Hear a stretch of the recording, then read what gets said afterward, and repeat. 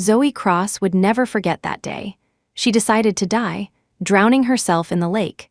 This was the final choice she arrived at after comparing several methods in her notebook. It was also the optimal choice. She was a junior in college, living in the dorms, and she didn't want to disturb anyone. She left no suicide note, gave no warning to family or friends. When a person is truly in despair, they make no sound. If someone is still venting or screaming, it means they feel they can still be saved, hoping the world might still try to keep them. But she felt she was beyond saving. Zoe was attending a private college where the annual tuition was over $30,000. Her family background was average. She came from a single-parent home, living with only her father who had a slight limp and worked as a security guard at a small factory. During holiday reunion dinners, it was just the two of them at the table. Zoe didn't want to use the phrase, relying on each other for survival, because her relationship with her father wasn't good. After high school, she always lived on campus, and when she returned for holidays, they sometimes wouldn't exchange a single word all day. Her name was given by her mother, hoping she would grow up strong and healthy, but the rain and sunshine of maternal love suddenly vanished when she was young. It was an ordinary day, yet a day of collapse. No one knew where her mother went. Zoe was petite. During the freshman physical exam, she secretly wore 2 pairs of cotton socks. The machine read 52, and she laughed inwardly. Zoe couldn't deny her vanity or even her hypocrisy. After coming to the provincial capital for college, the environment became broader. She realized she was no longer in that closed loop of a small town where everyone knew everyone. The surrounding ecosystem was like a dense forest, dazzling and overwhelming. 2 of her roommates were locals who tacitly spoke in their dialect, as if it were a tag, a secret code for their kind. The other girl, Tiffany Sterling, came from a wealthy family. Her father drove a Porsche Panamera. Zoe suddenly began to rejoice that her father was a lame guard with mobility issues who wouldn't suddenly decide to visit the school on a whim. That would make her feel deeply ashamed. Zoe's powers of observation, adaptation, and imitation were very strong. In middle school, to blend in with the coolest crowd, she quickly learned to smoke, perfectly replicating even the posture of holding and stubbing out a cigarette. But in high school, seeing that the good girls were more popular, Zoe quit all her bad habits at light speed. Otherwise, she might not have even made it to junior college. Now, she was the class president, capable of arranging work in an orderly manner, getting along with many people in the class, and holding a high status in the dormitory, indispensable. Years of interpersonal interaction allowed her to constantly level up, evolving from a people pleaser to a leader. The 3 pampered young ladies in her dorm thought she knew everything, could do anything, and was always right another, more advanced and learned heiress. They surrounded her, forming an almost dependency on her. But Zoe knew all of this was fake. She was tired, more tired every day, overwhelmed. So she wanted to escape and chose the method that made her feel the most guilty. Leaving no words was also because she felt ashamed of it, but she was powerless to change it. The high walls had been built and were slowly tilting down. She felt squeezed every day, gradually flattened, or perhaps ready to explode at any moment. She actually wasn't resilient at all. That day was a weekend. Zoe went out early in the morning, lying that her long-distance boyfriend was coming to see her, but in reality, she wandered aimlessly around the campus. So, approaching midnight, her roommates didn't worry about why she hadn't returned. Obviously, this childhood sweetheart boyfriend was also a virtual character she had fabricated. Gentle, ambitious, from a wealthy family, attending an Ivy League university, she described him vividly, and all her roommates were intoxicated by their love story, believing it without a doubt. Zoe stopped by the artificial lake, bending down to take off her shoes. The lake's surface below the steps looked cold, the lamps were dim, and the moon swayed in the ripples, lifeless. Zoe began to cry, her breathing heavy and suppressed. Just as she was about to take off her left shoe, someone suddenly spoke behind her. "Excuse me, could you move a bit?" Zoe turned her head in shock. For a moment, it felt like 10,000 spotlights were focused on her face, exposing her ugly performance. Her head couldn't stop trembling. Standing in front of her was a boy much taller than her. His features weren't very clear. The most striking thing was the white box he held in his hand. He didn't move and asked her, "What are you doing here so late?" Zoe wiped her wet face, quickly composed her emotions, and calmly asked back, "What are you doing here?" The boy answered, "Night fishing." "And you," Zoe said, "couldn't sleep, came out to clear my mind." The boy's eyelids drooped slightly as he glanced at her feet. "Do you need to take off your shoes to clear your mind?" Zoe was speechless for a second. "I went through a breakup." She was always ready with a lie. The corner of the boy's lips curved slightly. "Can't think it through?" Zoe changed the subject. "Is fishing allowed here?" The boy pointed to a blue sign not far away. "No, that's why I came at this time." Zoe felt a little like laughing. The boy said, "You might have to make some room for me today." "Okay." Zoe lowered her head, slipped on her canvas shoes, and walked 2 steps away. The boy took off his backpack and opened the fishing box. His equipment was professional and complete. The fishing rod was telescopic. After carefully arranging the fishing line, it was skillfully straightened by its user. He cast the rod, and the bright silver line plunged into the water. While doing all this, the boy was incredibly at ease, acting as if no one else was there. Zoe stood there watching him. For 2 minutes, neither of them spoke. Lake light, tree shadows, silent. The boy turned his face, and Zoe saw his features clearly. They were delicate and non-aggressive, but when he turned back, his jawline was very distinct, revealing a hint of arrogance. He asked, "You're not going back?" Zoe said. "Can I watch a bit longer?" The boy nodded. "Sure." He looked down at the fishing box on the ground. "There's a folding chair inside. You can sit if you get tired of standing." Zoe didn't take it. She continued to stand beside him. She asked, "What do you do with the fish you catch?" The boy said, "Release them." Zoe raised an eyebrow. "Just enjoying the process?" The boy said, "The process is also a harvest." Zoe asked again, "Do you ever catch nothing?" The boy said, "Often." "What does fishing feel like?" "The feeling of the unknown." "Is it the Forrest Gump box of chocolates kind of unknown?" "A little bit, I guess." He wasn't entirely sure. Zoe's lips curved slightly. "Are you a student at our school?" The boy hummed an affirmative. "Do you often come here to fish at this time?" "Rarely. It's also the first time I've seen anyone at this hour." Zoe finally asked, "What's your name?" The boy looked at the lake surface. "Ethan Winter. Winter as in the cold season." "Zoe, really? I've never met anyone with that surname." "Of course," the boy nodded. "And you?" Zoe said. "I'm Zoe Cross." She pursed her lips. "Only this name is real." One sentence silenced them both. For about 10 seconds, Ethan Winter looked at her intently. It wasn't scrutiny or insight, just a calm gaze. Finally, he frowned slightly. "What do you mean?" Zoe didn't understand. "What do you mean? What do you mean?" Ethan repeated her statement. "You said only your name is real." Zoe nodded. "Yeah," Ethan said, "but you're standing right here." Zoe nodded again. "Yeah." Ethan maintained a very tangible confusion, which added some human traces to his smooth face. "You can't be fake, right?" Zoe smiled. "Do you mean I'm not a ghost?" Ethan said. "Right, a living person." Zoe said, "Maybe I am." "Oh, I'm starting to get scared," Ethan said calmly, his hand holding the fishing rod remaining steady. Zoe laughed again. Chatting with strangers was truly a way to relieve stress. Ethan stayed by the lake for over an hour. He had an alarm set on his phone for 1:30 a.m. As soon as it rang, the boy methodically packed up his fishing gear. He said goodbye easily. "I'm leaving. Suit yourself." Zoe had already yawned 3 times while squatting on the ground. Seeing him leave, she immediately straightened up.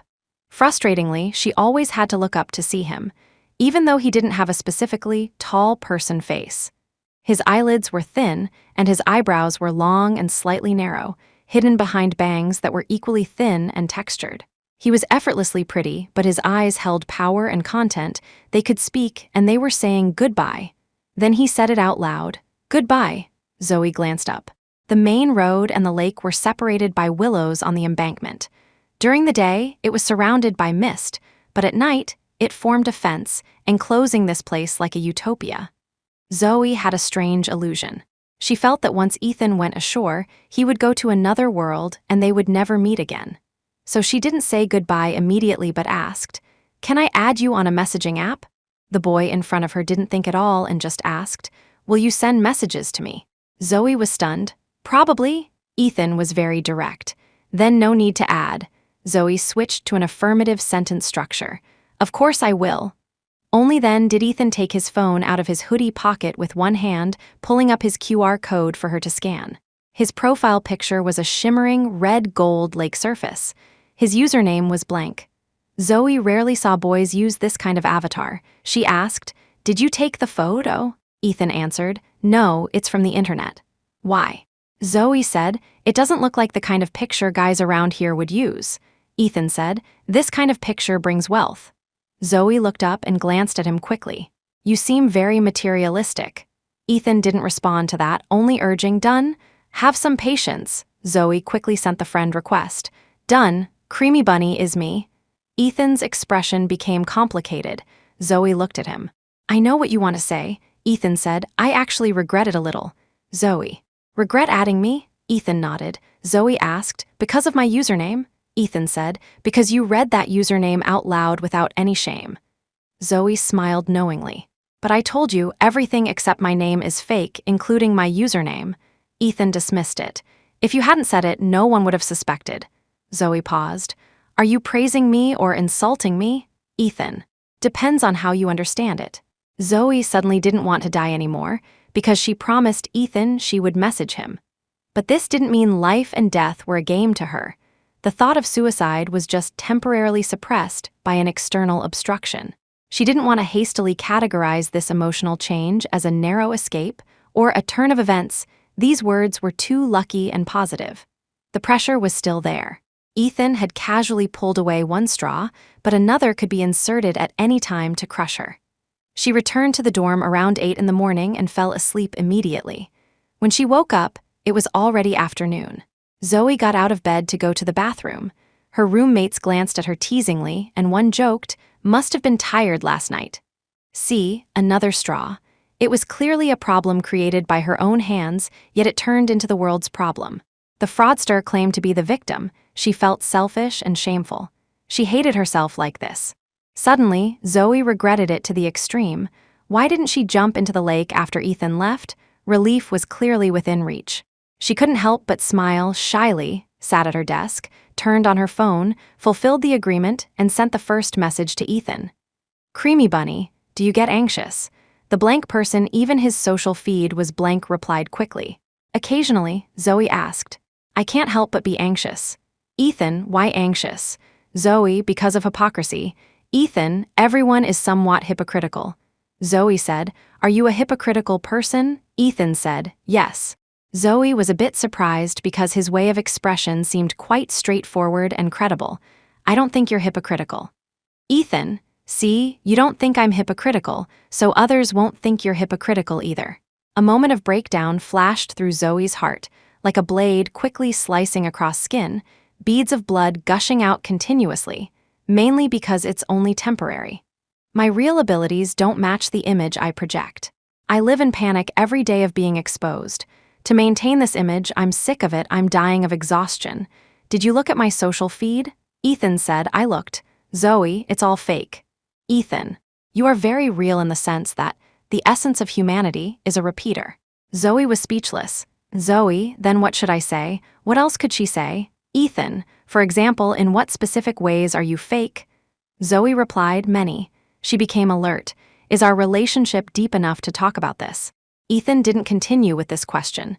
"Do you like your current username?" Zoe said, "I don't like it, but I'm used to it. Everyone in our dorm has this kind of soft girl name, and many guys like this kind of name too." Ethan said, "You can change it." Zoe guessed, "I think it's you who doesn't want to see this name." Ethan, "I've already set a nickname for you, so it doesn't affect me much."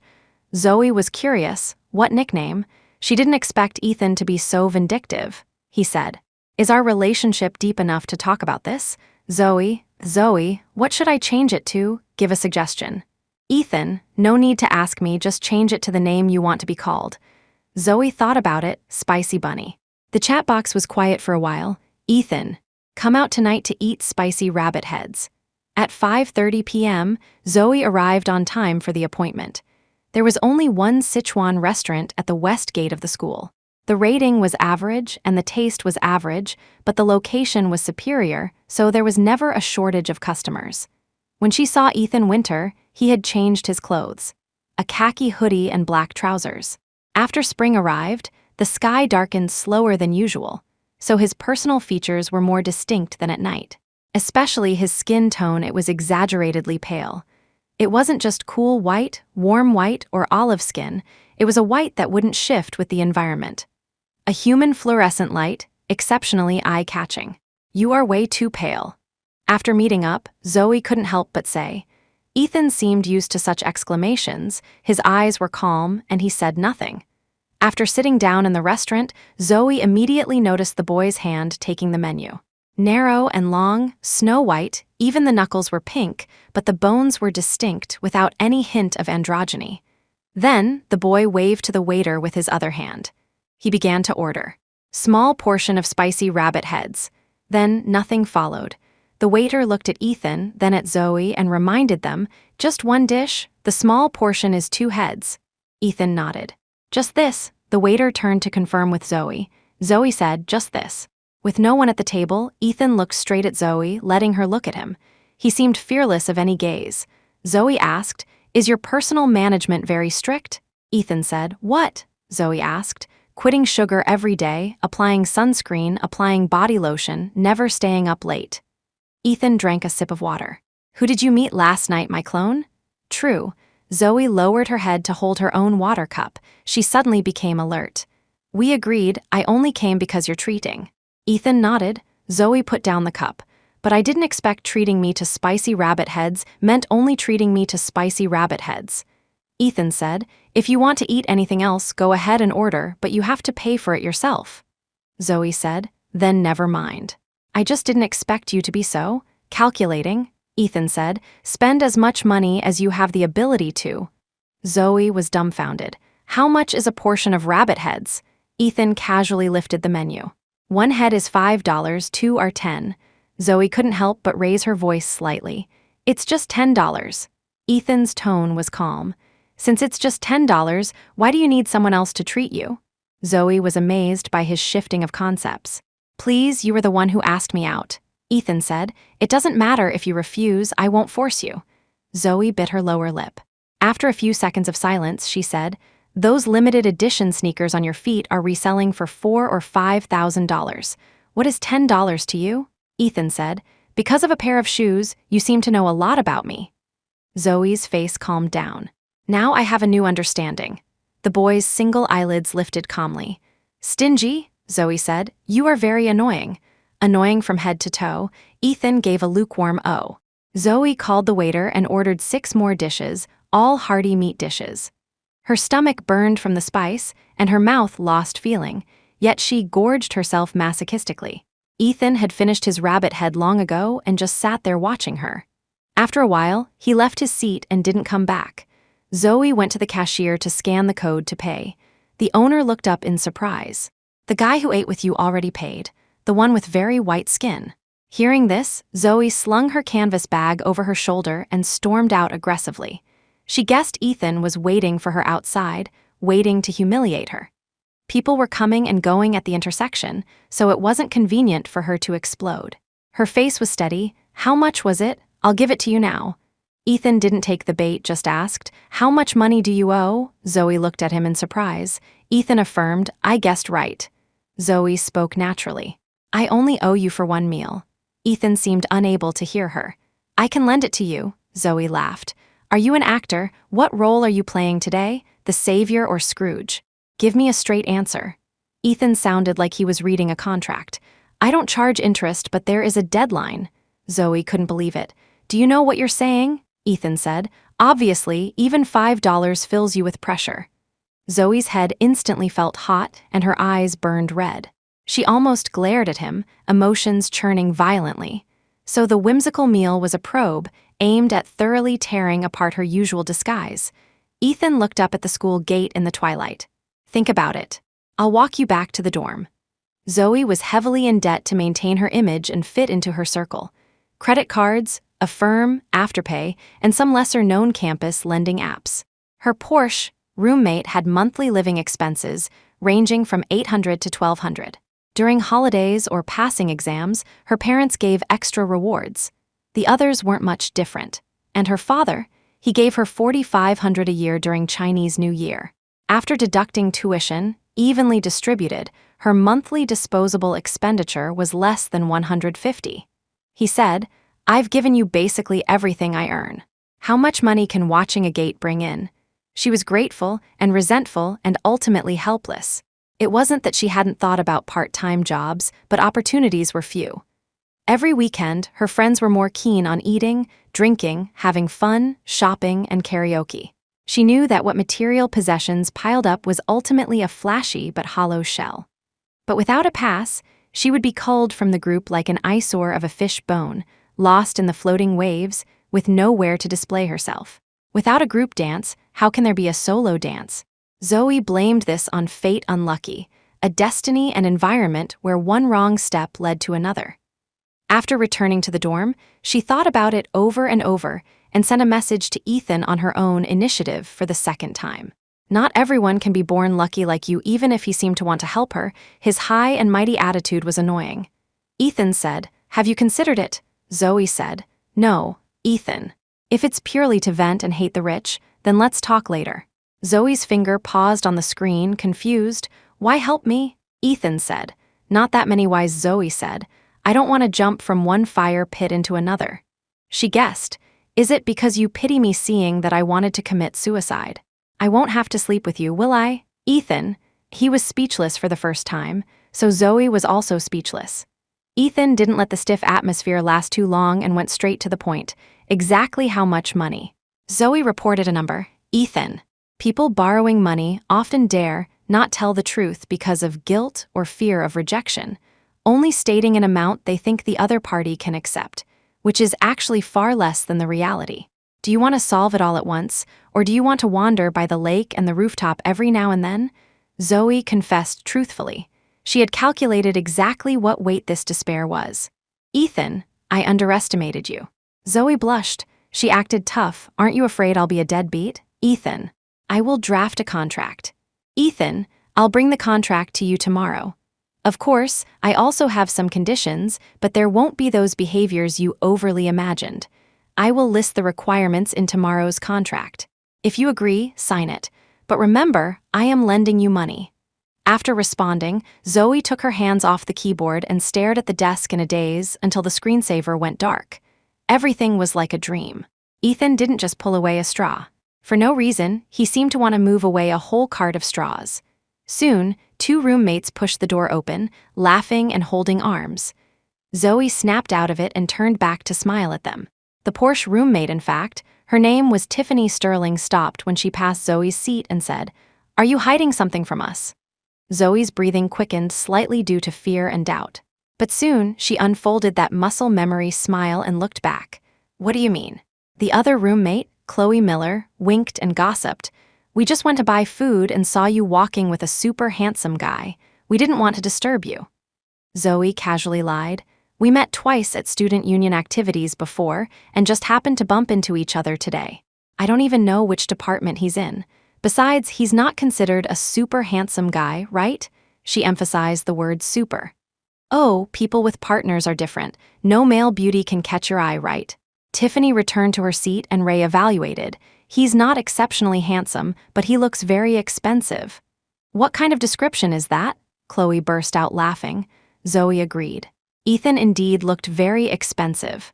That kind of expensive wasn't fragile, exquisite, or priceless, but substantial, unique, and enduring. When did it start? Zoe couldn't clearly remember.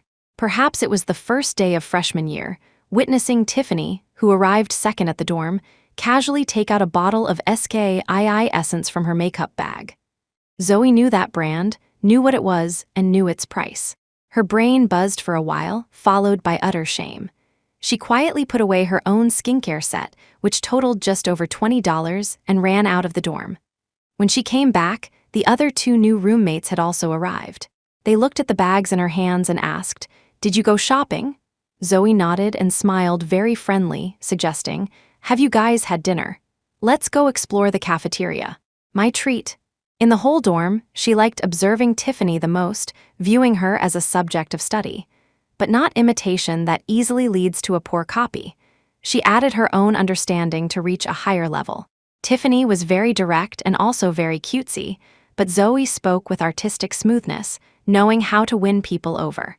So their dorm was always busy, treating her as the center of the small group. She knew ingredients like the back of her hand, was familiar with brands, and could always answer first which websites had the latest subtitled shows. Her dating advice was always reliable. She had a sharp eye and precise analysis and evaluation of most things, helping them avoid many pitfalls. Every finals week, she unreservedly shared the study points she had compiled, and these all stemmed from her cramming day and night. Zoe had 2 phones, one for daily use, one unknown to others. The latter was her non-existent, perfect boyfriend. When she shared fake chat records or transfer screenshots to the dorm group chat or her social feed, the waves of envy always made her feel genuinely satisfied. Of course, he would also send her various gifts. No one would suspect, because Zoe was worthy of such love. Her academic performance and self-management were excellent. She had been selected as one of the top 10 campus singers and was now the director of publicity for the student council. She had no shortage of suitors. She went for a morning run every day and did a fixed hour of crunches, bridges, and burpees every night. Running was the most stress-relieving thing because when running against the wind, only the sound of wind and panting remained in her ears. She could hide inside, gritting her teeth and sobbing as a way to vent. She even gradually began to believe that she was a veritable, impeccable, rich, and beautiful girl. On Sunday afternoon, the cafeteria was sparse. Zoe and Ethan sat at a small corner table discussing the contract. The plan signing turned into a venting session.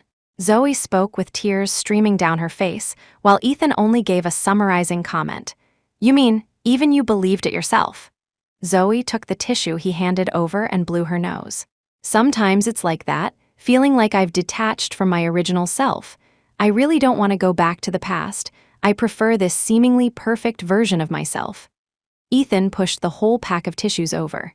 "Have you ever thought that this, you is also you? Your biggest problem is just the debt." Zoe shook her head.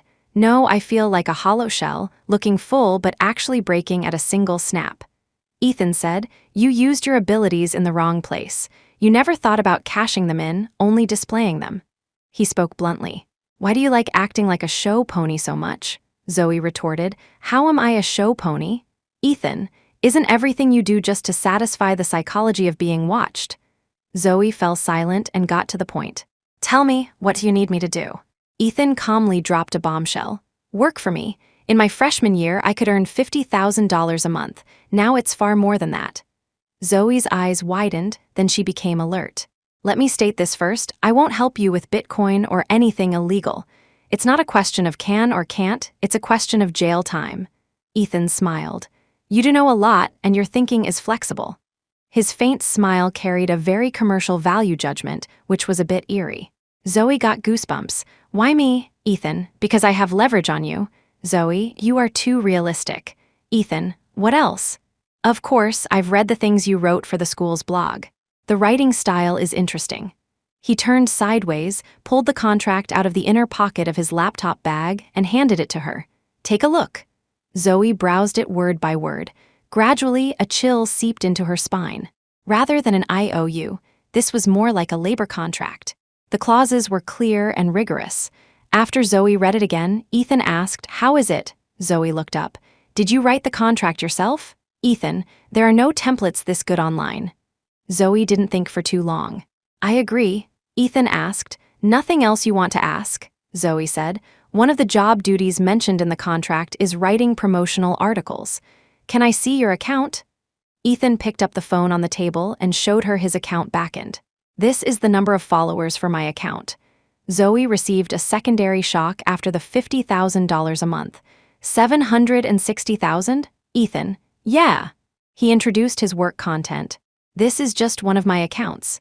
Besides this, I have accounts on Twitter, YouTube, TikTok, and other interactive sharing platforms you're familiar with.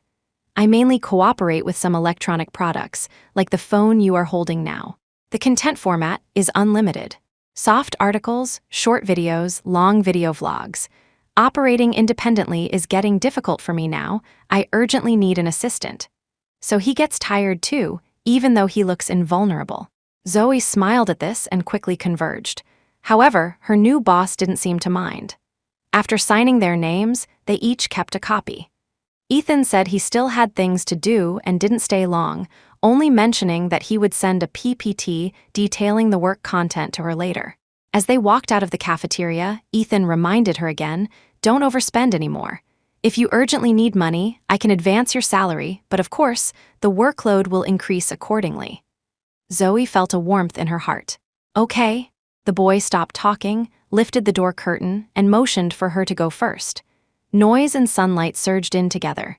Zoe looked outside and suddenly said, "Since your work is basically on the internet, can we reduce private contact?" Ethan frowned in confusion. Zoe said, "I have a boyfriend." Ethan, "Oh, Zoe, fake doesn't exist, but outwardly the relationship is very good. Yesterday, one of my roommates saw me walking with you. I'm afraid if any acquaintances see us again, it's better to avoid suspicion." Ethan, "You can break up with him." Zoe, "Ethan, a partner who is harmful and useless, no need to keep him." Zoe smiled, remembering last night's excuse.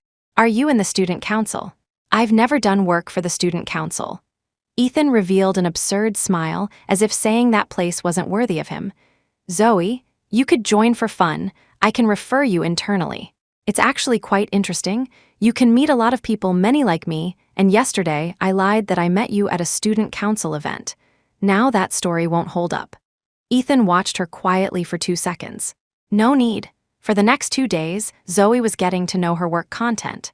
The PPT Ethan sent her was 60 pages long, detailed but easy to understand. In her spare time, she would repeatedly watch the output of Ethan's various accounts. It was hard not to admire him. Ethan averaged 1 video every 2 or 3 months, but the presentation effect was comparable to a 10-person team. From creativity to execution, then to photography and editing, it wasn't low class or pandering, yet the audience was not limited by gender or age. In the past, she wasn't interested in electronic products. Fitness, beauty, and fashion were her focus, but Ethan's content could make people watch unconsciously with a smile. He had rich professional knowledge, hands-on ability, and creative talent. This wasn't achieved overnight. Talent and hard work neither could be missing. Of course, there was also luck. His first video was a viral hit, released in mid-September more than 2 years ago, with over 1 million views. Since then, output had been stable. The latest one was before the new year, in early January, with views reaching 10 million. A phenomenal tech influencer, with nearly 0 negative reviews on all platforms. Zoe felt a kind of crushing defeat. Yes, crushing. She tried her best to make herself look like she wasn't an ordinary person, but Ethan lifted heavy weights as if they were light. 1 in 10,000. No, not even 1 in 10 million might produce someone like him.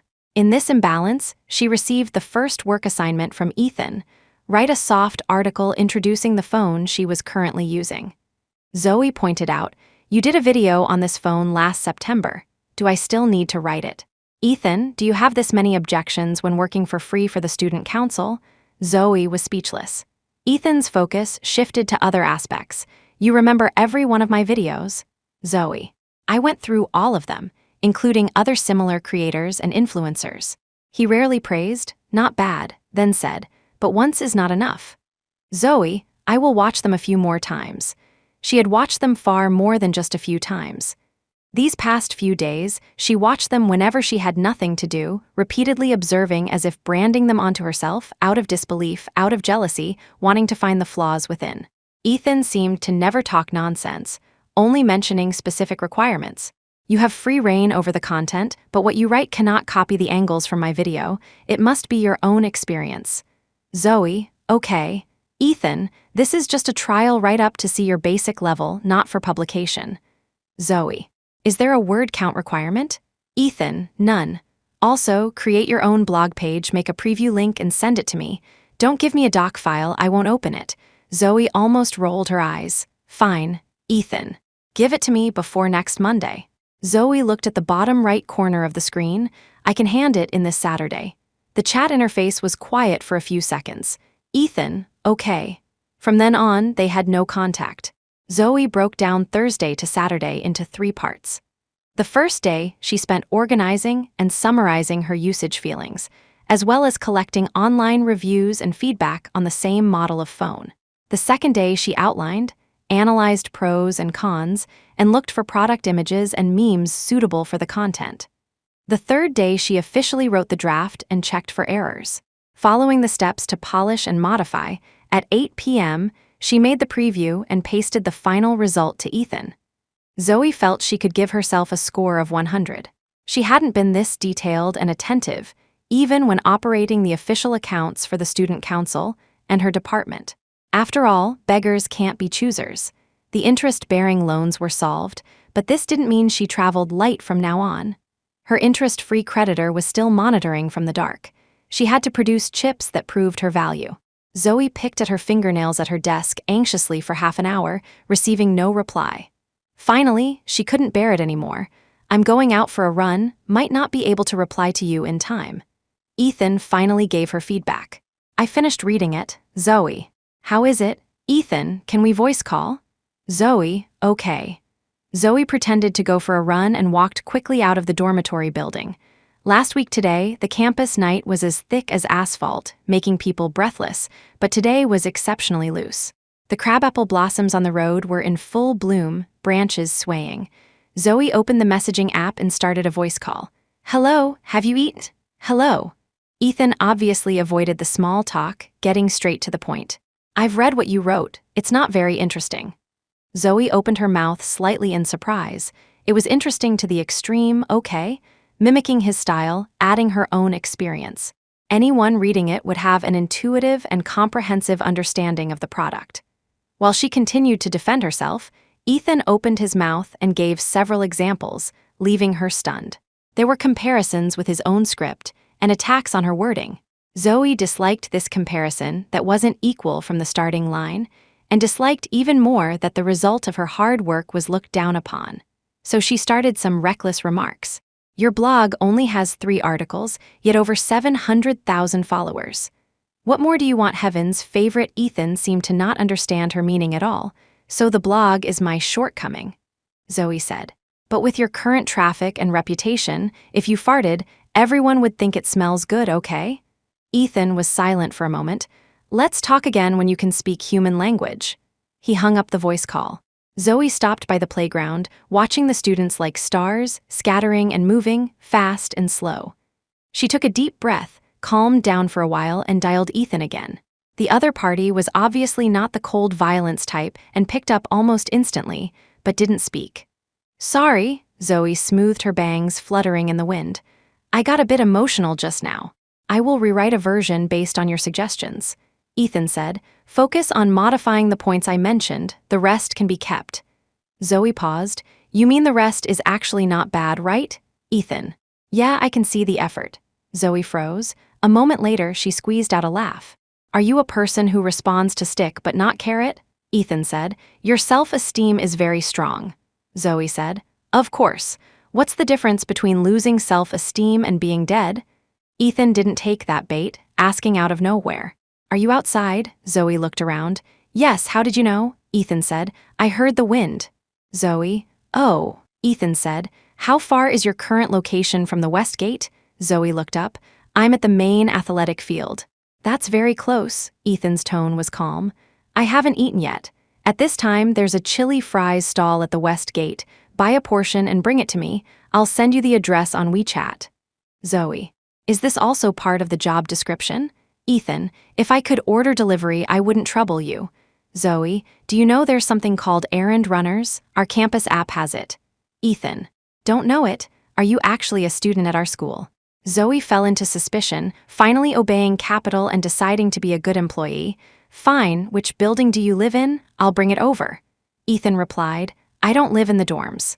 Zoe paused. "Where do you live?" Ethan, "This apartment complex at the West Gate."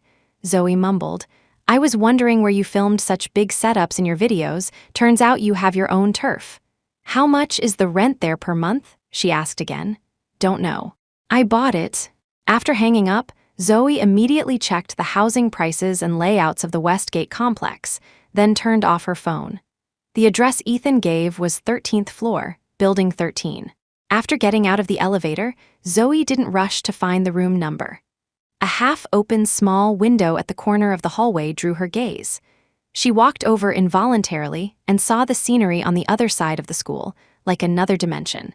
Golden overpasses intersected like spider webs. A view belonging to the heights, something different.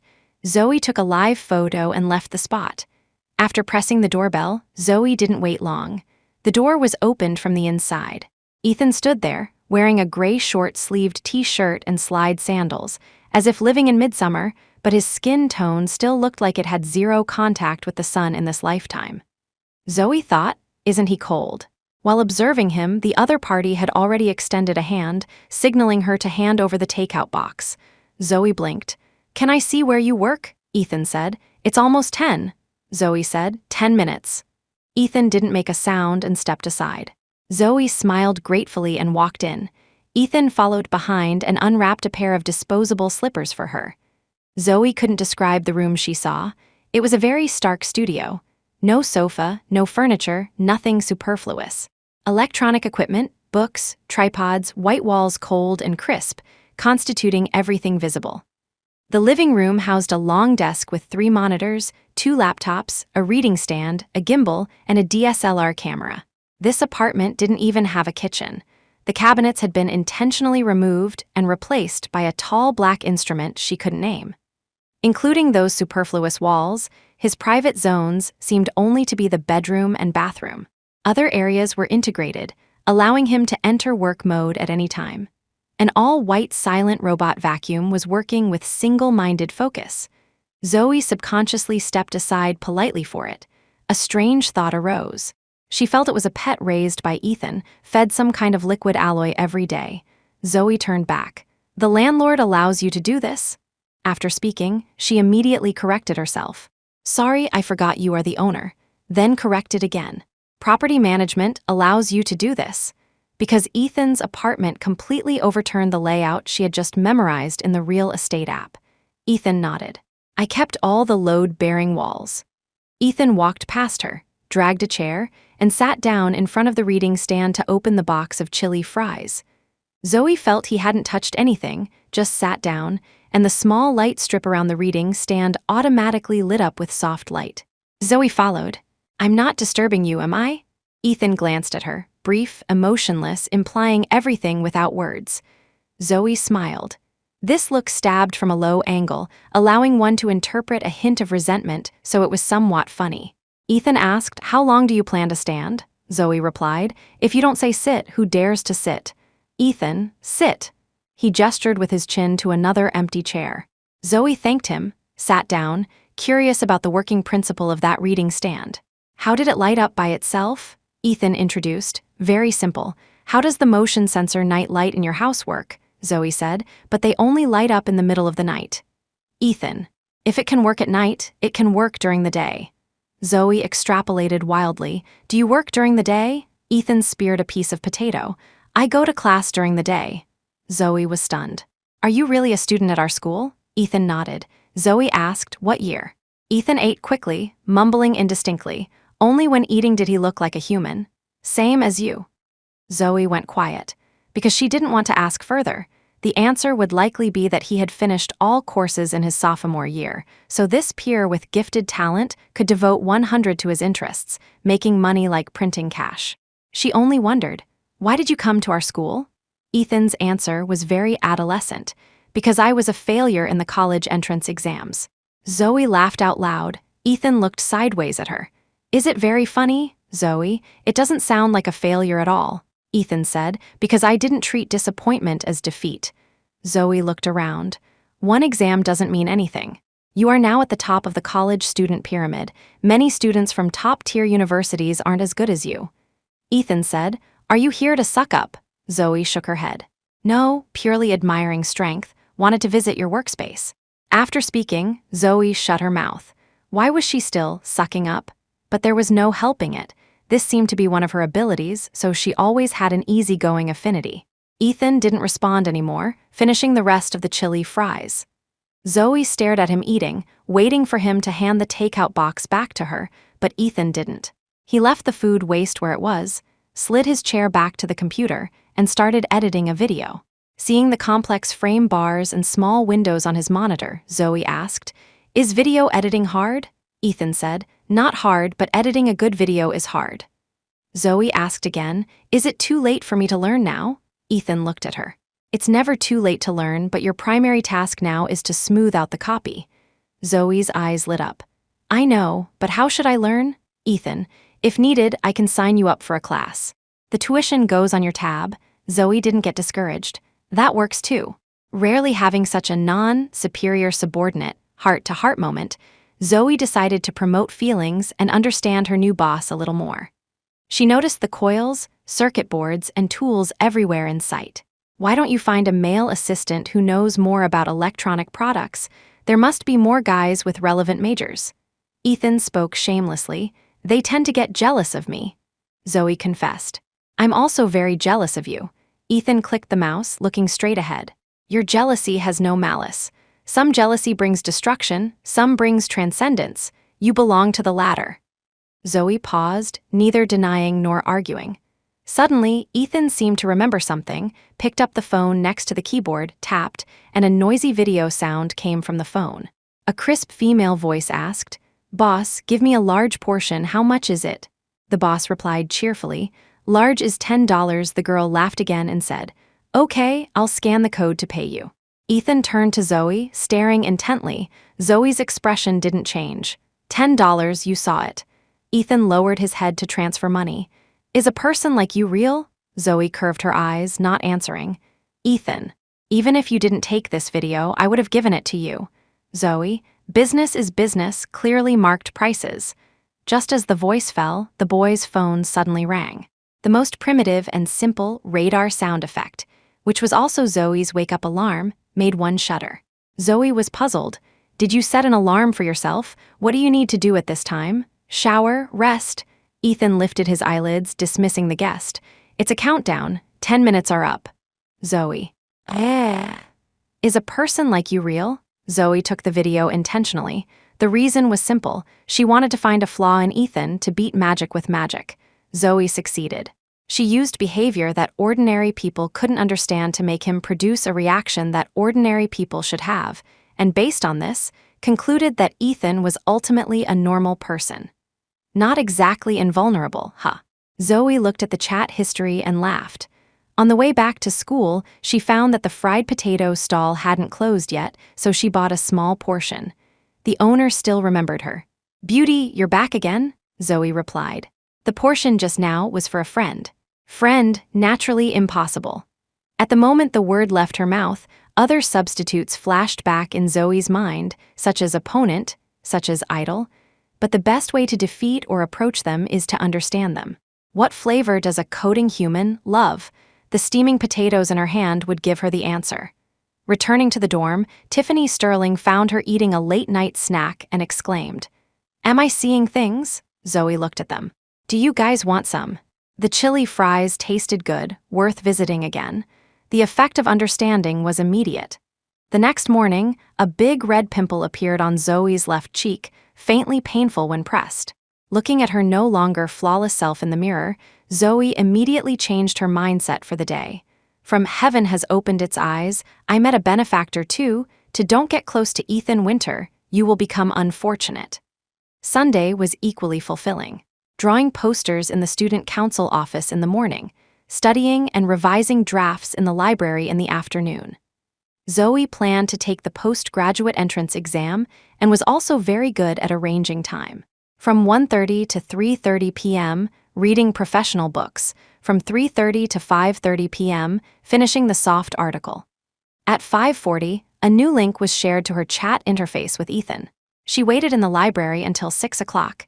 Ethan made no move. Zoe didn't ask further, closed her laptop, put it back in her bag, and left the desk. Just reaching the first floor, she spotted an object from afar, a slender white fluorescent tube. Her description carried a bit of subjective darkness, but in reality, when her young boss appeared in view, no one could deny his prominence. He had nothing on him, eyes for no one, not even looking at the machine when swiping his card. Not showing off, not trying hard, casually outstanding. He didn't see her at all. Zoe could bend and stretch. She actively went up to greet him. Ethan stopped.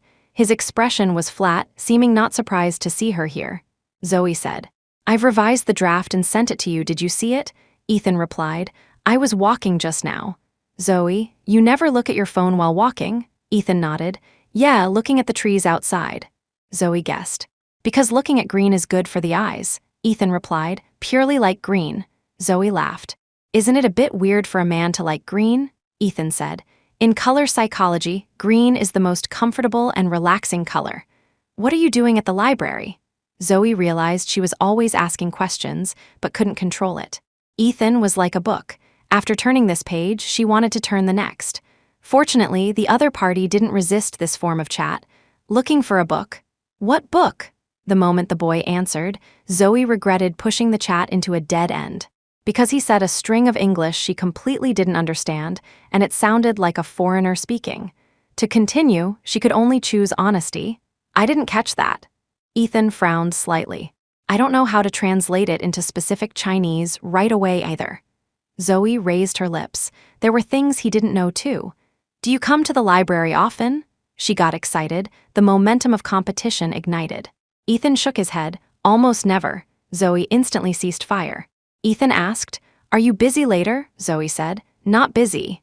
He glanced at the handbag in her hand. "Come up with me, I'll read it on your computer." Ethan's single eyelids were cold, but his expressiveness wasn't bad.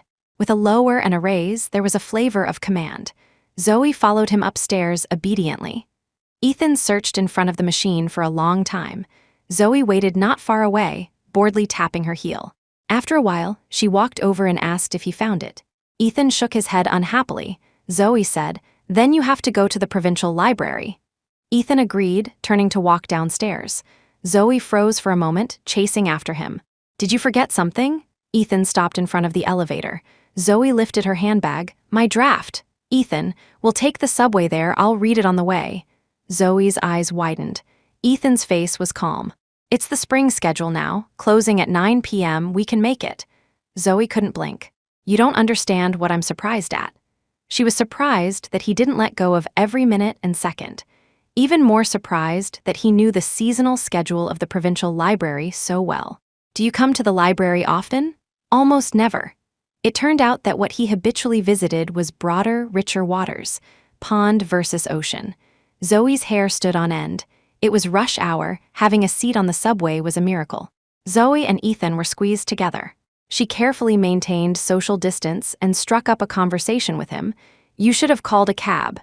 Ethan held the handrail with one hand, focusing on his phone. A few seconds later, he snapped back. "What did you say?" Zoe had her back to him. "You should call a cab." Ethan looked around. "You can't see people in a cab."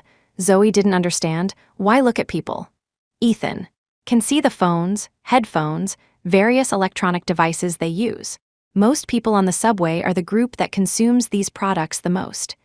Zoe almost wanted to be sarcastic. "Can you relax for 1 minute?" Ethan said. "I am very relaxed now. The revised article is 100 times more interesting than before." He laughed once, a low decibel, accompanied by unsparing praise, falling from close above. Ethan indeed found that book in the provincial library, all in English, with illustrations, electronics related. He wasn't perfect either. He couldn't read 10 lines at a glance. He also had to use a dictionary app to scan and translate, and take photos to record difficult segments to study carefully later. Zoe admitted Ethan was charming. Not just because of admiring strength, but knowing his passion, his effort, his calm, his firm heart. He didn't need outside approval. Liking green makes people laugh, so what, say it frankly. What he had always been doing was himself, realizing and overcoming another self, good, better, best, so he could shine brilliantly. Zoe dared not slack off. While Ethan checked information, she also opened her computer and took out several professional papers downloaded last week to read. In her spare time, she changed her computer wallpaper to look both comfortable and wealthy. They stayed until the librarian came to remind them of closing time. Before shutting down, Ethan noticed her new desktop, full screen of green leaves, golden sunlight penetrating through. He propped his arm on the table, stopping there. Zoe's face remained unchanged, calmly shutting down. Ethan said, "Zoe, you seem like a kind of creature." "What? Chameleon?" Zoe turned her head. "Are you praising my strong adaptability?" "Maybe." his brow raised slightly. "Thanks," Zoe said. "I guess I've turned green now." She thought Ethan would call her a copycat, a narcissist, but the boy just looked at her for a few seconds and closed the book in front of him. "Is that so? Hope it can take away your anxiety." Zoe began to observe the trees on the road. The feeling of passing through the shade of trees was wonderful. Sunlight would pour down like water from a shower head, flickering bright and dark, bright and dark. The rhythm of light and shadow would dilute much of her impetuousness. Her roommate Chloe discovered her new online name, Spicy Bunny. One day during their bedtime chat, she suddenly asked about it. Zoe didn't make excuses, attempt to explain, or prove anything, only saying, "The weather's getting hot, got a hotter new name." A chain reaction followed closely. That same night, the other 3 roommates all followed suit and changed their ids to unified Sichuan dish names, and the dorm WeChat group turned into Spicy Girls Tea Party. Zoe leaned against her pillow and laughed. "Why did you all change?" The name change movement, initiator Tiffany said, "Don't you think this kind of name is also very cute?" For about a week, Zoe didn't see Ethan again. This was normal. Unlike her, he was used to coming and going alone. He wasn't an existence that needed to parasitize a group. The second class on Friday morning was a general education course requiring a change to a large lecture hall. Zoe walked out linking arms with Chloe. Going downstairs, she found a person walking against the flow of people, tall and white, very conspicuous. Zoe glanced at her roommate who wouldn't stop talking, considering whether to greet Ethan. The other party was still the same, looking straight ahead. His purpose in looking at the road seemed only to avoid bumping into people, or rather, not being bumped into. It was reasonable that he didn't see her, and excusable that she pretended not to see him. Zoe made a decision quickly, but Tiffany recognized him. She tugged at Zoe's backpack strap. "Zoe, isn't that the expensive, handsome guy from last time?" Zoe sighed inwardly, having no choice but to wave. "Ethan," the boy stopped. They happened to meet at a corner. Ethan didn't speak, just looked at her. Zoe put on a polite look. "What a coincidence seeing you here." Ethan, "Yeah, Zoe." Zoe's scalp tingled. "Are you going to class?" Ethan was concise. "Teacher called." The method to stop a dying conversation is to end it as fast as possible. Zoe smiled and waved. "Okay, won't disturb you then. I happen to be going to a big lecture." And realized belatedly to introduce. "This is my roommate." "Hello," Ethan's gaze swept over everyone quickly. "I still have things to do, I'm leaving first." After Ethan left, Zoe breathed a sigh of relief. Fortunately, he came in a hurry and left in a hurry, otherwise her reputation as a social butterfly would have met its Waterloo today. "Wow, he's so..." "That." Tiffany couldn't think of a specific adjective. Zoe probed. "Which?" "Cold," Tiffany shook her head. "So?" "Unlike a student, but not because he looks old." Tiffany's descriptions were always precise. What was expected happened. It's hard for girls not to be interested in an opposite sex like Ethan. During the break, Tiffany asked Zoe if she had Ethan's contact info. Zoe usually wouldn't refuse requests from roommates, so she said, "I do, but I have to ask him." Zoe didn't deny that she felt a trace of discomfort. It had nothing to do with romance, but an instinctive sense of crisis, an infinitely amplified uneasiness. Ethan was her secret and held her secret. If he really got together with Tiffany, the secret might become shared information, a gift of love, and her painted skin would eventually be peeled off by those around her. Suddenly, she regretted a little. She should have ignored him. Then she wouldn't have become passive, enduring those interactions of his that weren't even qualified for friends, and letting her roommate be so, daring to do and say in front of her. Because she could tell their relationship wasn't that good, so Tiffany didn't fear making a move. Zoe was annoyed all noon, food tasting like nothing. Back in the dorm, she messaged Ethan, "Do you have a girlfriend?" Ethan. Zoe. "My roommate asked me for your contact info." Ethan, and then, "Zoe, I told her I have to ask you first to confirm if you are single." Ethan, "I am." Zoe's heart sank. "Then are you willing? If willing, I'll recommend your contact to her. If not, forget it." Ethan didn't answer, just asked, "Do you hope I'm willing or unwilling?" Zoe took a gentle breath. "Up to you, don't need to consult my opinion." Ethan said, "I didn't want to consult your opinion, just wanted to hear the answer in your heart." Zoe stopped hiding. "I don't want to give it." Ethan, "I know." The shameful thought was detected. Zoe's face burned slightly. I'm a bit scared that if you date her you'll mention me. Men will do anything to woo someone. I'm worried I'll become a joke. Ethan, you can choose not to give it. Zoe said, my roommate clearly has a crush on you. If you are willing and I tell her you don't want to give it, wouldn't it make me look bad and petty? Ethan, you live so tiredly. Zoe, I know. Ethan, I'm unwilling. Go reject her. Zoe, really unwilling? I don't want you to say things against your heart just to consider my thoughts, losing a good fate. This roommate of mine is really nice. Ethan, I only make choices that make myself comfortable. Zoe smiled a bit, yet felt like crying. Okay, thank you. Ethan, you're welcome. Naturally, Zoe wanted to bear all her heartfelt thoughts. Actually, I didn't want to greet you during the day either. Ethan, then don't. Zoe, but my roommate saw you. Ethan, do you have to greet me just because you saw me? Zoe, she knows we know each other. Ethan, you have a boyfriend. It's reasonable not to greet me. Zoe realized, right. Zoe. So your indifference during the day was to avoid suspicion. Ethan. To avoid wasting time. Zoe. Sorry, I'm a bit emotional right now, thinking a bit too much. That evening, Zoe directly told her roommate that Ethan didn't want to date for the time being. She relayed it calmly, without performing regret or injustice. Tiffany rubbed her head and wailed, but 10 minutes later, when Zoe came out of the shower, Tiffany seemed to have completely forgotten about it, cupping her face and smiling obsessively at the male protagonist in a Korean drama. Chloe was playing mobile games, Sarah was browsing Taobao. The whole dorm was normal. There was no change she worried about, even less the harm she feared. She was blow-drying her hair, smiling at herself in the mirror. Before sleeping, she messaged Ethan, my words just now were a bit excessive. I shouldn't have said men will do anything to woo someone, nor shouldn't I have distrusted you. Ethan, if I were you, guess what I would be thinking now? That day, Zoe learned for the first time that someone like Ethan could swear. He said, damn, feels good. I got what I wanted. Zoe, damn, feels very good, because she listened to the answer in her heart. She curved the corners of her mouth. But I still want to apologize to you for my unkind words and judging others by myself just now. It doesn't matter if you don't accept, just saying it out loud feels a bit better. Ethan, then feel even better. Ethan, I accepted it. Zoe was so afraid of laughing out loud, coughing lightly to cover it. Doomed, I might have insomnia, I feel incredibly good right now. Ethan, are you smiling? Zoe, yeah, you? Ethan, of course. How could Ethan be an annoying person? Zoe had been reflecting on this question recently. She had never met anyone more comfortable to get along with than Ethan. The king grew donkey ears and only dared to tell his secret to a tree hole. Ethan was that tree, but his branches and leaves wouldn't shake the secret out. She could even take a nap under the tree. He didn't want to, didn't disdain to, didn't need to.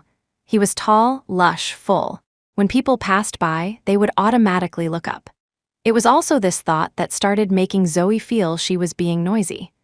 Before receiving a new work arrangement, she hadn't disturbed Ethan again, focusing on class and student council affairs, and of course, studying and exercising. She cut down on entertainment activities. Although roommates and department members invited her warmly, she assigned herself other tasks, full schedule. At the same time, they were excellent excuses for refusal. Next time for sure. How did she not discover this was so useful before? At the end of March, Ethan, who had been dormant in her friend list, came alive. His Twitter and YouTube had new updates. A video totaling 8 minutes, partnering with an ergonomic chair. The ingenuity of Ethan's video was that his entry point was never the product itself, but another proposition, and finally, the product became the answer. The environment in the video was very familiar. It was Ethan's studio. Zoe realized she had sat on that chair too. She opened the official website of the same model ergonomic chair, priced over $500. When she clicked on it again before going to bed at night, the monthly sales had exceeded its price. Zoe inexplicably felt very fired up and messaged Ethan, I saw your new video. Anything needs me to do? My work window has been empty for too long. Waiting for Ethan's reply took until 10 a.m. the next day. Slept yesterday. Zoe was in class, putting her phone in the drawer to reply to him. Before she could send it, Ethan added, I'm eating, talk in the afternoon. Zoe didn't believe he didn't see she was typing. Pausing for a moment, she chose to send because the feeling of hanging in mid-air was very annoying. Zoe, I have no class in the afternoon, please stuff me with work. Ethan didn't pretend to disappear.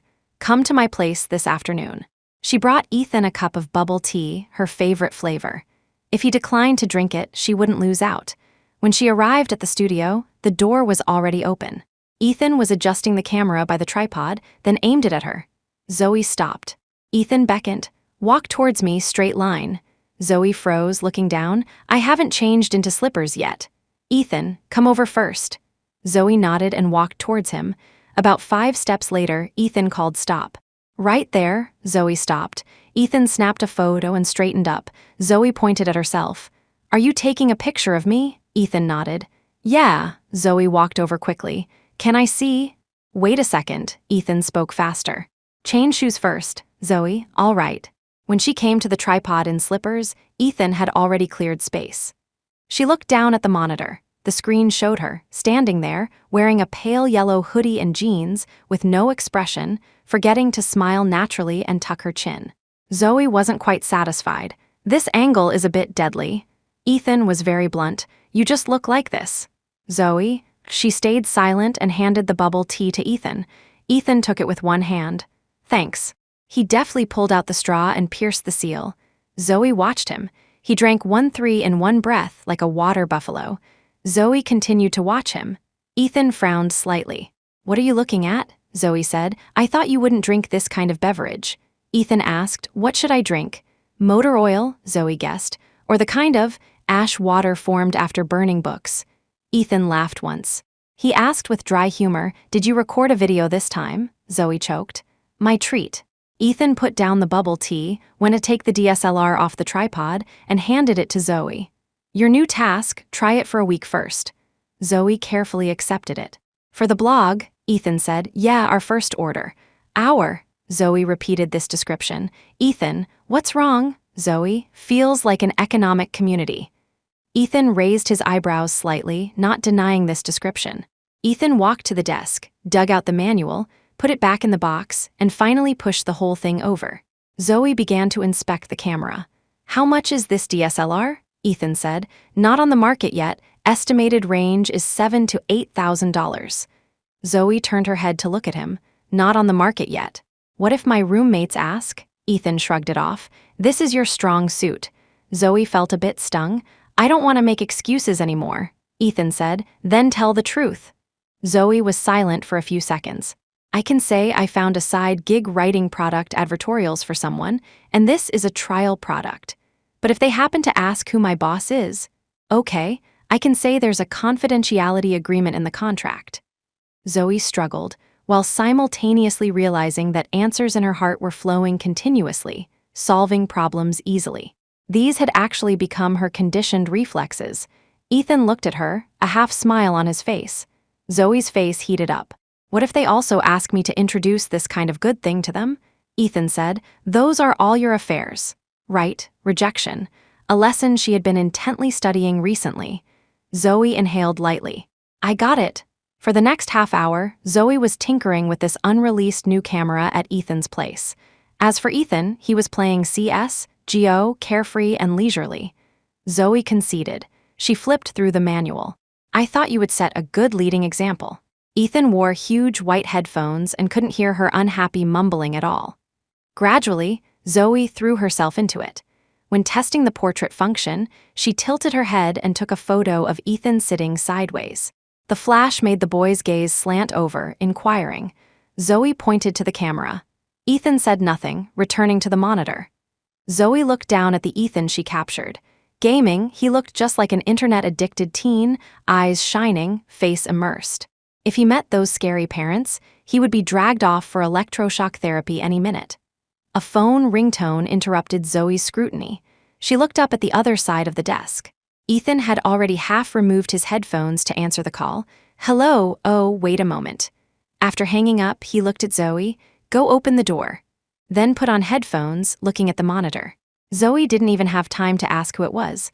She left her seat to open the door. Standing outside was a delivery guy, handing over a drink bag. Zoe froze in place, her face slowly turning red. What she held in her hand was the exact same bubble tea she brought today, same brand, same sweetness level. Zoe attempted to confirm her guess, carrying it back and placing it next to Ethan's keyboard. Ethan glanced at it, taking off his headphones again. Zoe said, "Seems you really like this flavor." Ethan said, "It's for you." Zoe generated some complex emotions, almost moving her to tears. "Do you understand me very well?"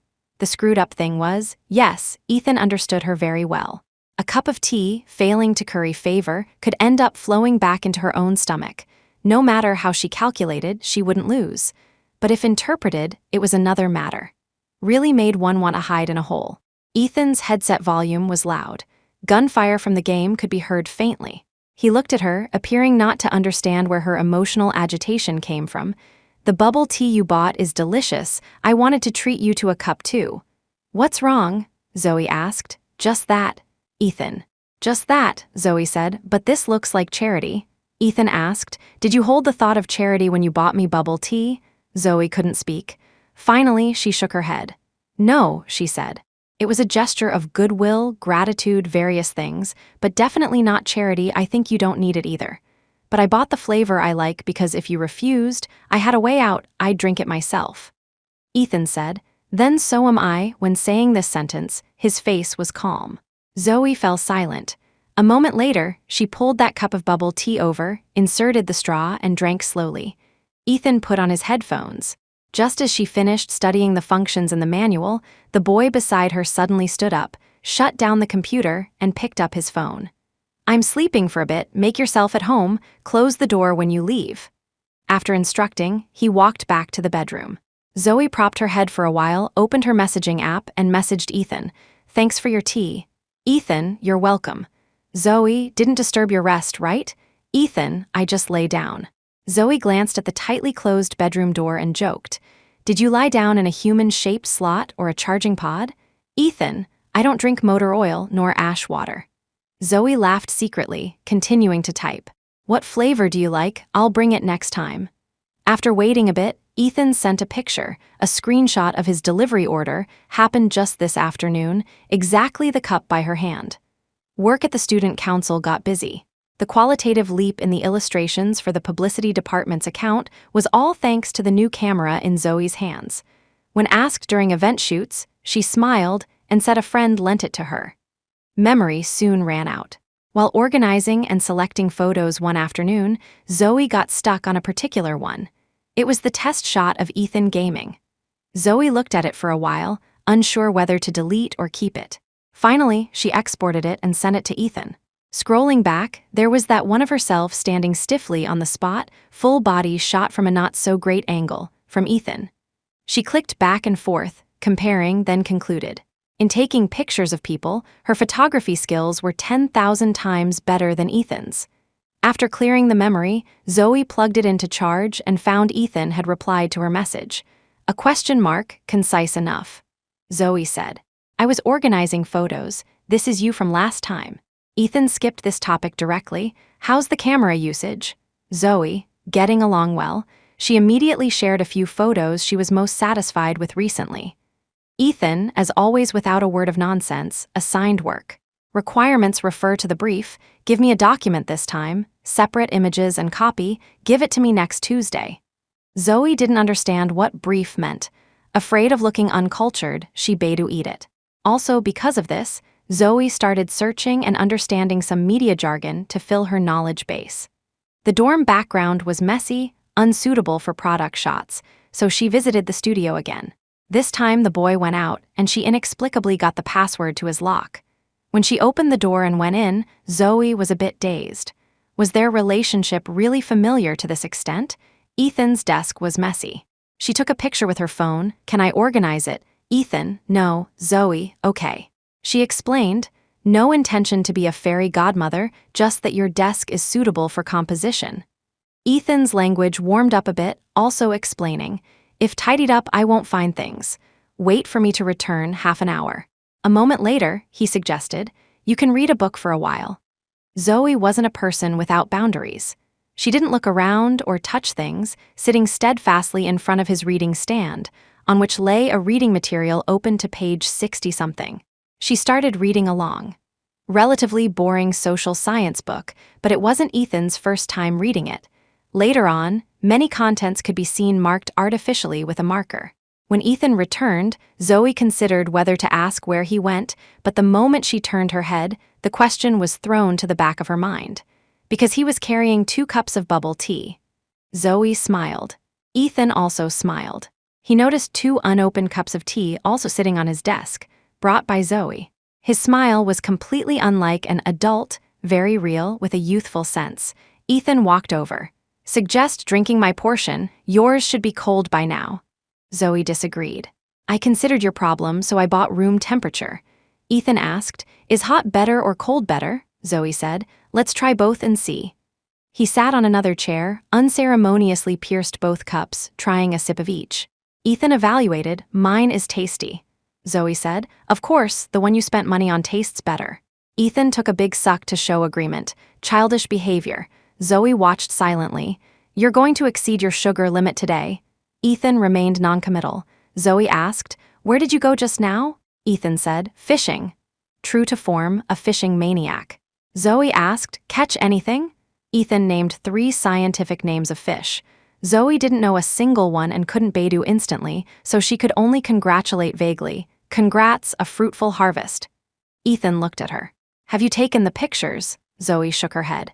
"You said wait for you to come back." Ethan glanced at the reading stand. "You were reading just now."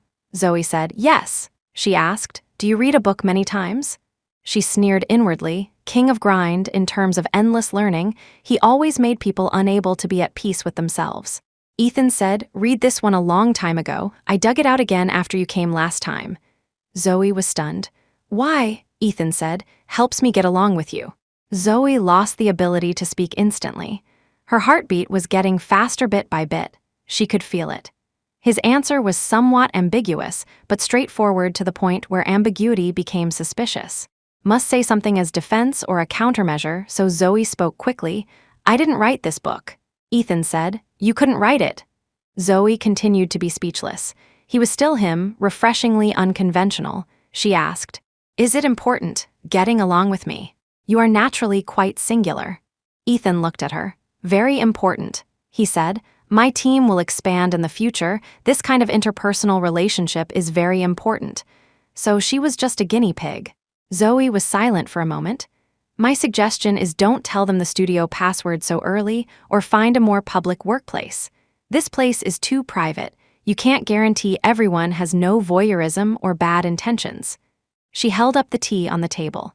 "Remember to buy as many cups as there are people. Fish caught doesn't need to be released every time. Occasionally bring them back for a barbecue with employees working overtime to increase interaction and enhance team cohesion." Ethan didn't say a word, seeming to have listened. Regardless of whether he listened or not, Zoe felt she was overflowing with holy light, teaching a man to fish, and it was someone like Ethan, so badass. That afternoon, they did their own things again. Ethan edited videos, Zoe took pictures and handed them to him for review and selection on the spot. By the time everything was done, it was already 6:30 p.m. Zoe packed her canvas bag, confirming the final deadline. "Tuesday, right? Day or night?" Ethan looked at the monitor without raising his head. "Daytime." Zoe negotiated. "I have to do the bulletin board during the day. How about night?" Ethan said. "Guess which holds more weight on your resume for campus recruitment next year, a student council director or having operated a blog for me?" His tone was plain and also very arrogant. Zoe was quiet for a few seconds, finding a counterattack point. "HR might think I'm bragging." Ethan finally raised his eyes. "Isn't a resume just bragging?" Zoe tilted her head. "That also distinguishes between reasonable bragging and bragging, beyond common sense." Ethan looked back at the screen, still with that lukewarm manner. "It will be reasonable on you." Zoe didn't understand. "How so?" Ethan said. "Your social nature is very strong. People with strong social nature usually possess strong persuasive power." Zoe gestured to the book. "Is this the reason you read The Social Animal?" Ethan glanced along. "Yeah." Zoe quickly found a way out, leaving no retreat. "Then can I persuade you to let me hand it in Tuesday night? I don't want to rush and hand in a defective product. Only this once." Ethan stayed silent for 2 seconds, adding, "Not to be repeated. I'm rolling." Afraid Ethan would perform an on-the-spot retraction, she slung her canvas bag and walked faster towards the entryway. The boy curved the corners of his mouth imperceptibly and called her. "Wait!"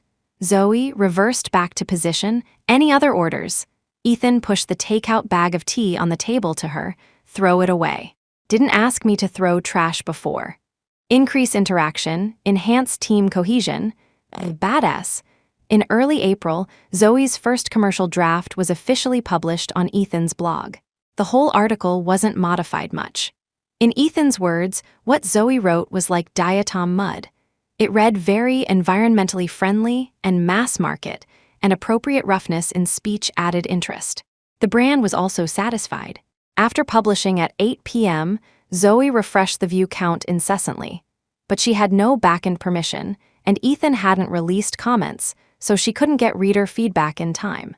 Approaching midnight, the views had broken 100,000. Zoe couldn't hold back her impatience and asked Ethan, "Can you pick some comments for me to see?" Ethan said, "Wait a moment." He generously sent the login email and password, telling her to look herself. Zoe commented, "You really have no guard up." Ethan, "I said the blog is temporarily handed over to you to operate, starting from now."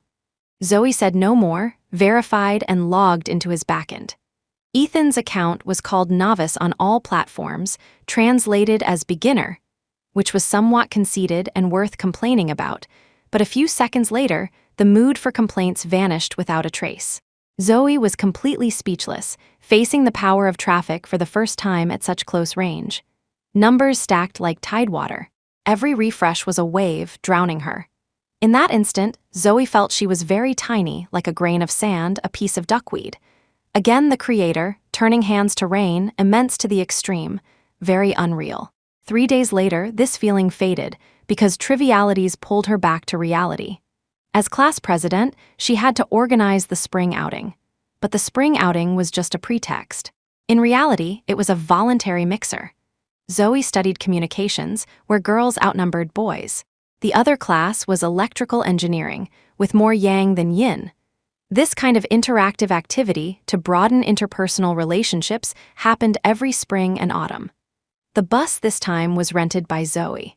She contacted the driver at 6 a.m. to wait outside the school gate.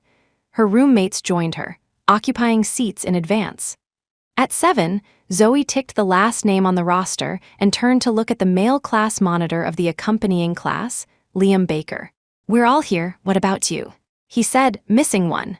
He raised his hand to knock on the bus window. "Where's Ethan Winter?" Inside, a boy in a white tee popped his head out. "How should I know? He doesn't live in the dorms now." Ethan Winter? Zoe frowned slightly. Was it the Ethan she knew? Or just same name? Soon, a belated figure confirmed her guess. It really was the Ethan she knew. He carried the pure white fishing box she saw the first time, face plain, walking neither fast nor slow. "Mother of God, you finally came." Liam welcomed him, pushing him to speed up. Ethan didn't show rejection to such physical contact, brows not furrowing once, only pausing his gaze slightly when seeing Zoe. Then he was urged onto the bus. The back seats were all snatched up. Liam sat in the passenger seat, leaving only 2 seats on the left side of a row. Ethan stopped there, Zoe also stopped there. Zoe asked, "Do you want the window seat?" Ethan, "You sit, my stuff needs to go in the aisle." Zoe, "All right." The two ended up sitting together. As the car hit the road, Liam turned back to tell Ethan to sign in. Zoe noticed his pen holding posture wasn't standard, but the handwriting still showed sharp strokes amidst the bumps. Zoe evaluated, "Your handwriting is nice." Ethan didn't reply, yawned, flipped the form back, and handed it to Liam. Zoe felt awkward for a moment, lowering her voice. "Is today's script pretending not to know each other?" Ethan's tone had a childish slur. "Sleepy." Zoe smiled slightly. "What time did you sleep yesterday?" Ethan said, 3. Zoe was surprised. "Only slept over 3 hours?" Ethan, "Yeah." She urgently wanted to know what he stayed up doing, afraid she couldn't keep up with the work rhythm inadvertently. "Doing what?" Ethan, "Modifying a tablet." Confirming it had nothing to do with her, Zoe relaxed, perfunctorily flattering, "Sounds impressive." Then dug out the neck pillow from her backpack, handing it to him. "Want it?" Ethan took it unceremoniously, put it around his neck, and closed his eyes. A weird scene was born from this. The boy's head actually tilted towards her side, nearly 90 degrees, making Zoe uncomfortable, sitting on pins and needles, even knowing his eyes were closed. First time seeing this. What normal person does this? She suggested. Can you sleep in the opposite direction? Ethan, I can only fall asleep lying on my left side. Zoe couldn't refute. Finally, she maintained a left-leaning posture too, playing with her phone towards the window. The dorm group chat mentioned Ethan, knowing the two sat together, inevitably teasing. Zoe responded casually with a couple of sentences, focusing on the green wheat waves and golden flower fields outside the window. After a while, she took out her phone, filming to record the spring light. Passing a peach grove, she suddenly became curious about Ethan's sleeping face, so she switched the phone to front camera mode, changed the lens angle, looking for Ethan behind her through the gap. When half of the boy's face appeared in the lens, his eyes were open, black and white distinct, without fluctuation. Their gazes met on the screen. Zoe? She was scared badly, frantically tapping the side button, hurriedly turning off the phone. She turned her head back. You weren't sleeping. He didn't move, still frank. I was looking at what you were filming. Zoe? She was still shaken. That's very scary, okay? Ethan said. Being secretly filmed while sleeping is scarier, right? Zoe's face was heating up. I wasn't filming, purely curious what you look like sleeping. Ethan said. You could just turn around and look. Zoe? Then you weren't sleeping either. Ethan, your pillow smells too strong. Zoe was quiet for a second. Smells of what? Hopefully not her hair oil. Ethan, scent. Zoe breathed a sigh of relief. I sprayed sandalwood perfume, aids sleep. She extended her right hand. If you don't like it, give it back. Ethan didn't take it off, looking at her with no emotion. Accurately speaking, his eyes rarely had emotion, not even scrutiny, but precisely because of no emotion, it invited suspicion, then palpitations. Zoe tried hard to stabilize her tone. Can you stop looking at me like that? I apologize, I swear I won't be so curious again, but if you hadn't looked at me, you wouldn't know I was looking at you, so we're even. Ethan didn't speak. Finally, he turned his head away, folding his arms. His guarded look was inexplicably funny. Black hair tips sank into the pillow. After that calm, insightful look disappeared, he looked somewhat easy to bully. Short while later, Zoe whispered, Asleep? Ethan, yeah, Zoe snickered. Okay, she pretended to believe. After arriving at the spring outing destination, Zoe suddenly understood why Ethan, the loner, was willing to participate in such a group activity. Just inside the entrance of the ecological park was a large, conspicuous fish pond, sunken into the ground like a mirror. Looking from afar, figures fishing were everywhere. Further in lay the open-air barbecue grounds. Those coming for an outing were mostly families, pitching tents, children frolicking and playing hide-and-seek. The students got off at the intersection, a mighty group, very eye-catching. Liam turned back to ask his class team, Is everyone hungry? The boys instantly transformed into hungry beasts, howling. Zoe looked at them and laughed, also imitating Liam, asking her classmates, Are you guys hungry? Girls drawled. Starving, before taking her eyes back, Zoe deliberately looked for Ethan's position. Unsurprisingly, he walked at the very end, forming his own barrier looking at his phone. He left his jacket on the bus, currently wearing only a white short-sleeved shirt, but his arms had almost no color difference from his clothes. Sun high in the sky, he frowned impatiently. Zoe stopped paying attention. On the endless green lawn, girls spread out picnic cloths, laying out bento boxes and fruits. Engineering guys weren't to be outdone, taking snacks out of backpacks to share. Everyone was reserved at first, but slowly found common topics. Liam gnawed on a sandwich extorted from a roommate, organizing some people to go grill. Zoe naturally had to help, arranging things for a while. Feeling extremely hot, she returned to her dorm's red and white checkered base to ask for water. Chloe handed over a can of cola. Zoe pulled the tab, gulped down half the bottle, then looked around, asking where Tiffany went. Chloe said, Went to the lakeside. Zoe blinked. Chloe added, Quite a few people went to watch fishing, specifically that Ethan guy of yours. Zoe laughed involuntarily. What Ethan guy of mine? Chloe corrected. That Ethan guy you know, sure enough. Zoe sighed inwardly, looking towards the fish pond. Unfortunately, the terrain dipped there. Even on tiptoes, smoke willows and reeds blocked the view. She could only walk closer holding her cola. Arriving at the bank, indeed 7 or 8 people were gathered there, squatting or standing, mostly boys, Tiffany being the only girl, all watching with relish. Ethan sat in the center, steady as a rock holding the fishing rod. But he wasn't completely ignoring people, treating surroundings as air. If someone asked a novel question, he would turn his head to answer, face showing no irritation. Zoe squinted, drinking cola while watching. A moment later, probably legs numb, Tiffany straightened up, casually looking around, happening to see Zoe on the bank, so she waved at her. Some boys looked over simultaneously, then turned back, afraid to miss the moment a fish took the bait. Tiffany shouted, "Come down and play," voice just fell. She covered her lips to hush, maintaining only the calling gesture. Zoe shook her head, motioning she had to go back to help skewer barbecue, finally spreading hands in regret. Tiffany didn't linger on the spot either, running up the bank. Zoe asked, "Why did you come up?" Tiffany looked back, face aggrieved. "Ethan is so mean." Zoe laughed. "Huh, Tiffany. I just called you," he directly said. "Don't be loud," tone super serious, scared me. Zoe said, "He might be afraid of scaring the fish away." Tiffany, "So I slipped away," Zoe said. "Then come back to barbecue with me." Tiffany nodded. Walking back, Tiffany was still roasting Ethan, saying he was really very old man. Zoe replied, "Old man, yet you watched with relish." Tiffany scoffed. "Was I watching the fishing? I was just brooding over why he didn't give me his WeChat last time, and now looking up close I feel he's not that interesting." "He's not my type," Zoe asked. "What is your type?" Tiffany, "Playboy, fishing expert. But not this kind of true fishing maniac like my uncle." Zoe gave a thumbs up. Tiffany added, "Or that warm guy type like your boyfriend isn't bad either." Zoe fell silent. A moment later, she pursed her lips. "Although, however, I broke up." "Ah," Tiffany's mouth opened wide enough to stuff a bun. "When did this happen?" Zoe quickly went through the most appropriate nodes in her brain. "Just end of last month." Tiffany linked arms with her. "I said you haven't mentioned him much lately." Zoe sighed, curving a bitter smile. "Long distance, you know." Back at the self-service grill, Zoe's mood suddenly crashed to rock bottom, absent-mindedly inserting wings onto bamboo skewers.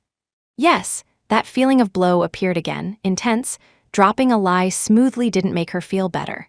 From then on, light as a swallow? No, the trace of deception existed. Her skilled acting was like black blood remaining in her body.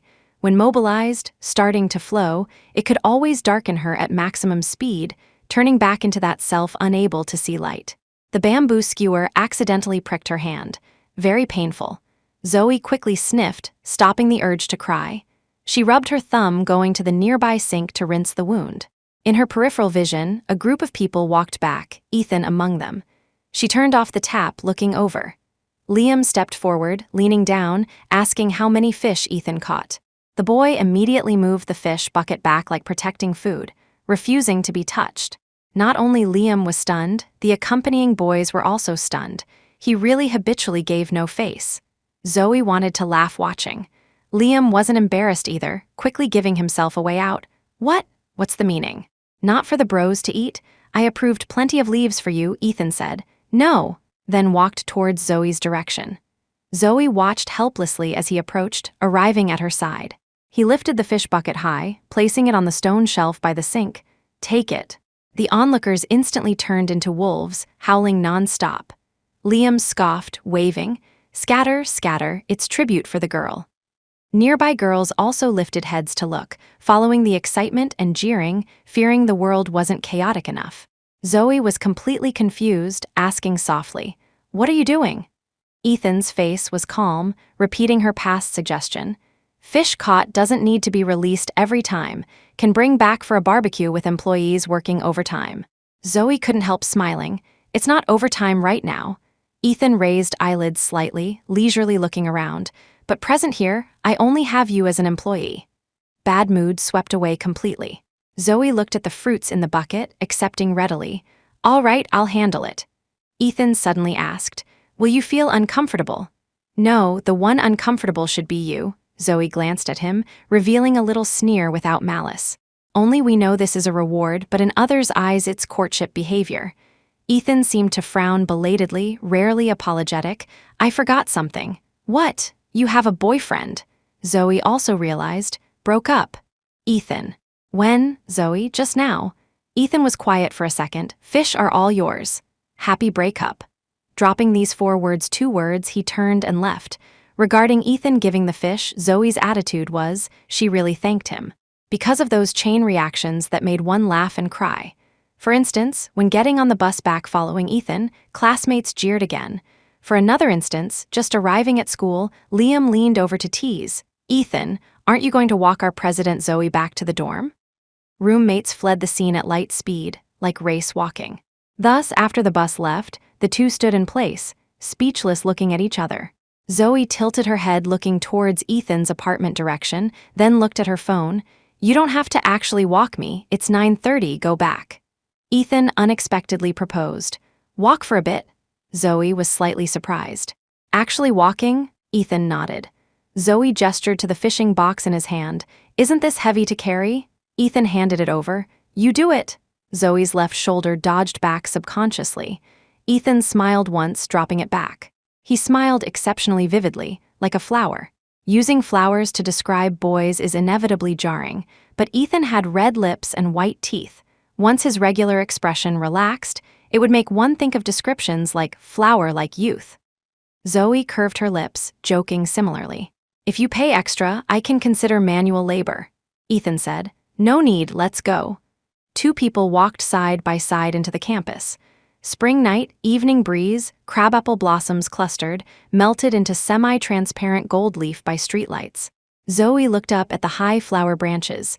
Didn't expect you to actually walk me back to the dorm. Ethan said, I walked you once before. Zoe almost forgot, reacting after recalling for a few seconds. Oh right, the day you planned to lend me money. Ethan gave a hum.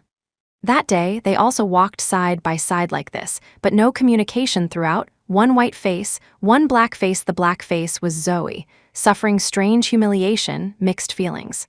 Thinking about it, Zoe laughed. Why did you walk me that day? Ethan replied, afraid you'd go to the lake again. You were very emotional that day, he added. Zoe fell silent, a sourness gripping her nose. She perceived many details, they were vivid in her mind. She inhaled, exhaled, returning to unimpeded state, asking easily. And that day, when we first met, I wanted to add your WeChat. You asked if I would message you after going back. Was it also because of this? Ethan. Yeah. She didn't know how to describe the feeling at the moment. Seems you are really afraid of me dying. Ethan said, I think not just me. Zoe's eyes turned red. What is today, emotional night, monthly summary? Ethan said. There is news I need to tell you.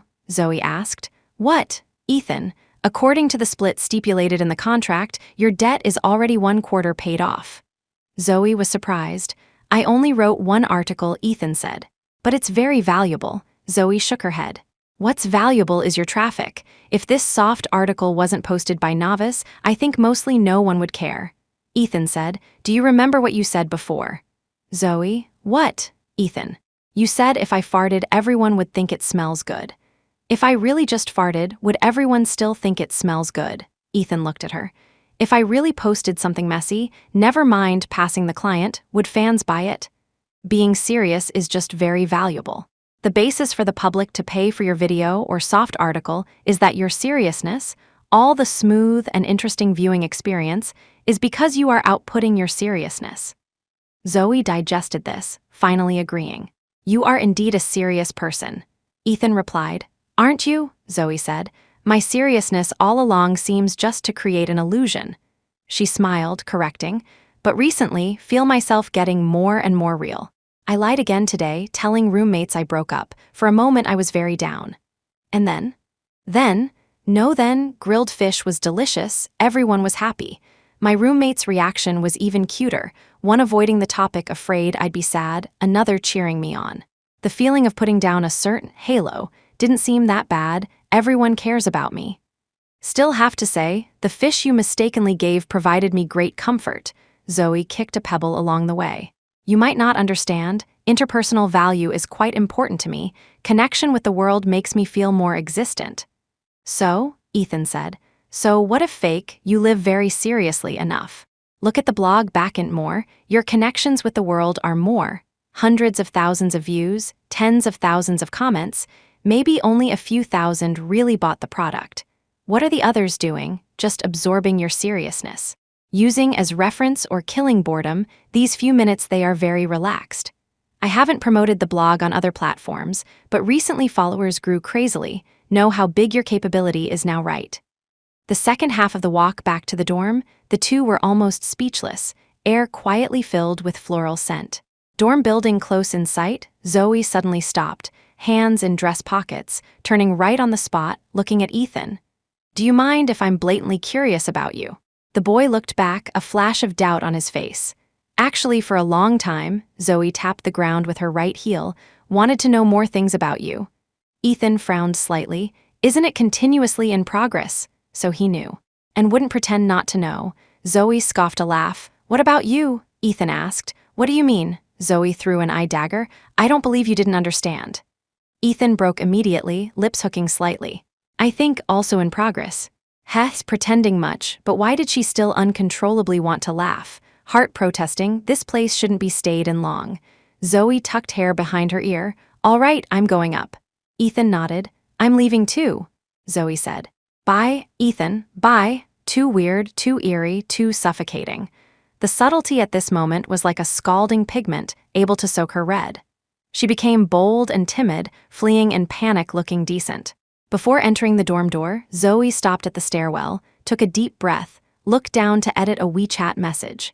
She also didn't get what exactly she wanted to verify or confirm, but she knew, if not expressed, she wouldn't be okay. So she asked Ethan, "You will still reply to my messages, right?" Opposite, almost instant response. "Will." He was clearly still walking on the road. Zoe's eyes curved. "Reply so fast? Didn't affect you looking at trees?" Ethan. "Doesn't affect, you are also green now." Strictly speaking, Zoe was single since birth, never dated, but she had a relationship with the 100-point lover in her mind for over 2 years. In those scripts she fabricated, her boyfriend was impeccable, treating his girlfriend like a child, pampering her to the utmost. She deceived everyone, yet never believed he truly existed. As for Ethan, he was undoubtedly high quality, but completely contrary to her dream boyfriend. Their only common point being height, both above 180 cm. But on this strange spring night, strange palpitations occurred, both said strange things in unison. After showering, her heart still thumped, brushing teeth while occasionally lighting up her phone. She didn't reply to that sentence, saying she was green, but this didn't mean she didn't care if he continued to find her actively. Result was very Ethan. Chat content had no updates. He seemed unable to scratch his heart and liver over this, unable to eat or sleep. Zoe bent legs leaning on the headboard, just about to put on headphones to listen to songs. Roommates asked about her breakup, mentioning Ethan again, one sentence after another, finally laughing weirdly together. Zoe didn't care. Such things weren't the first time in the dorm. Boys showing favor to her were many. Roommates naturally witnessed some. But Ethan was unexpected, so much that she still felt somewhat floaty now. She opened WeChat, Ethan still no reaction. Zoe asked actively, "Asleep?" Ethan replied, "Not yet." Zoe, "Doing what?" Ethan sent a photo. Zoe clicked open. He was watching a certain anime movie on projector. Zoe typed, "You continue." Ethan, "Want to say something?" I paused. Zoe, "Nothing." She said, "Haven't replied to your message. Afraid you'd think I'm playing some hard-to-get game. I just didn't know how to reply." Ethan, "I didn't think that." Ethan, just thinking if this sentence was abrupt.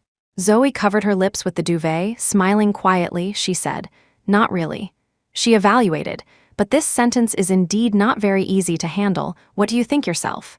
Chat quiet for a while. Ethan agreed. "Yeah," he said. Past 2 minutes, cannot recall. Also said, "You delete it yourself." Zoe, so-called out of sight, out of mind. Zoe was angered quite a bit, ignoring Ethan thereafter. This was the first time she gave the cold shoulder to Ethan's messages since they reached the employer-employee cooperation. Spoiled and arrogant, little girl temper. She didn't want to use these shallow words to describe herself. Ethan's attitude was clear, curious about her, fond of her, more or less caring about her, the kind men have for women, so she subconsciously utilized it. Shameful but uncontrollable. Emotions wrapped in interpersonal relationships, kinship, friendship, love, mentorship, All had different details but similar breakthrough points creating dependency. Able people do more work is the life-work state most people despise. Zoe was otherwise, she needed this being needed, allowing her to ride the wind. Ethan must reflect, then actively talk to her again. But waking up the next day, Zoe suffered a blow. Ethan was active, but he sent a brief, announcing her next stage of work was about to start. Time was 2:30 a.m. Zoe sat blankly on the bed, forehead dark. Could this be the party concerned not being a human rushing it out overnight? She replied received, not forgetting to accuse. Today is Sunday ! Supplemented in heart. Chat interface quiet as a chicken, capitalist indeed still sleeping. Zoe immediately got out of bed, washed, morning run, ate breakfast and brought food for roommates. Back in dorm, she turned on computer to read brief in detail, drafting outline. Ambiguity from last night vanished completely. Really badass Ethan. Noon, just about to order takeout, Ethan revived. Are you busy today? Zoe. She quoted reply that file, implying everything. Ethan said, I didn't make you finish writing immediately. Asked again, ate lunch? Zoe said, not yet. Ethan, I'm going to school to eat. Zoe agreed because he said his treat, she was still a debtor, hard not to submit to the might of money. At noon, she waited for Ethan at the door of a small shop near the cafeteria. He probably didn't sleep well, slight dark circles under eyes, hair not styled much, slightly messy. He was always like this, not very particular about image. Zoe bought 2 bottles of drinks in advance, handing one to him. The boy paused, taking it, unscrewing to drink. Zoe noticed his obvious Adam's apple. He was too white, so many dark corners and edges on his body didn't have much presence. 2 people walked towards cafeteria. Zoe asked mercilessly, You didn't sleep well? Ethan turned eyes. Yeah, Zoe said. I slept instantly, slept very well. She spat on her words and deeds in her heart. She was so boring, so shameless, so petty. 2 people walked silently to second floor. Zoe chose the noodle shop she always liked. Ethan consistent with her, even the dish same. Waiting for number call, Ethan gave the bag in his hand to her. Zoe raised eyes. What? Ethan, this time's product tablet. Zoe responded, Okay, I'll go back and look. Ethan curved lips. Zoe frowned. What are you laughing at? Actually didn't need thinking. Making brief could talk, sending product could meet. Feeling of passing levels very cool, finally succeeded meeting her, reason sufficient, body and mind happy. Ethan stated feelings truthfully. Mood gets better seeing you. Zoe. You think my mood gets better seeing brief and product? Ethan confessed. I temporarily couldn't think of other reasons to meet and talk to you. Zoe produced a sharp ringing in heart, but showed nothing. Speaking straight isn't that hard, Ethan said. I spoke straight, you ignored me. Zoe almost rubbed her head. Is what you spoke human language? Asking me to delete words you spoke yourself backhand. Ethan, your reaction made me feel it caused trouble. Zoe exhaled slowly. Actually didn't, just a bit confused and a bit happy. He actually asked, Then why didn't you say? Can't I be a bit reserved as a girl? She raised her voice. Ethan paused a second. Sure, then silence. Face temperature was high, chest too, faintly burning.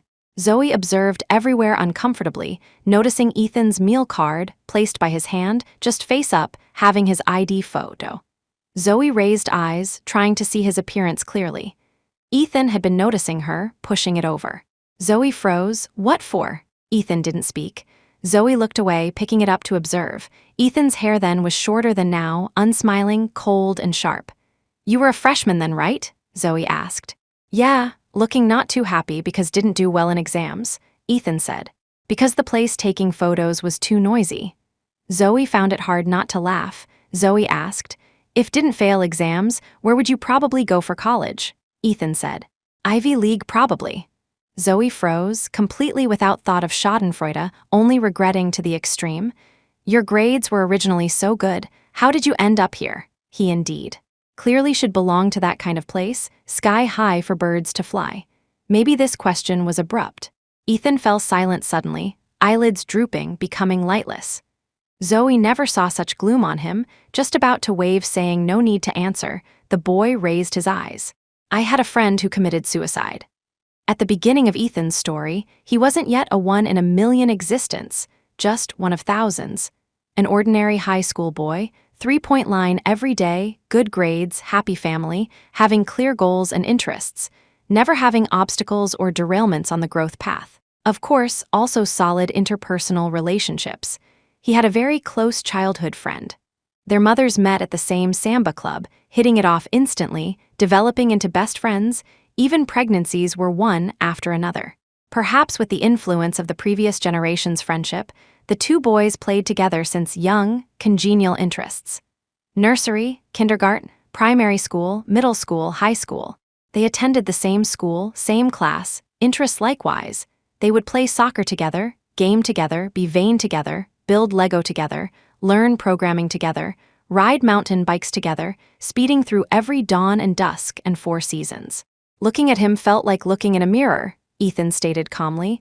I thought he was like me, actually not. Eve of entrance exams, Ethan had insomnia, complaining to him. Friend replied, Don't worry, you will definitely have a bright future. Ethan corrected, No, we will both have a bright future. Before going to the exam the next day, he messaged him, fighting again. The other party didn't reply. Getting on the bus, didn't see him either, teacher calling frantically, finally got on the bus, saying to the driver, Let's go first. Her face was pale. Ethan looked at the sky light outside the window, suddenly cold all over. He guessed various possibilities, finally ruling them all out, praying for his friend, warning himself not to think wildly. But he absolutely didn't think of one point. At noon, only Dad came to pick him up, middle-aged man, heavy-hearted driving, asking how he felt. Ethan answered, Okay. Police car parked at house door. Father scolded Mother as soon as entering. Didn't I tell you to let them leave first? We don't have an examinee in our house. Mother said. They said there are still things to ask Ethan. Father vented at the 2 policemen red-faced.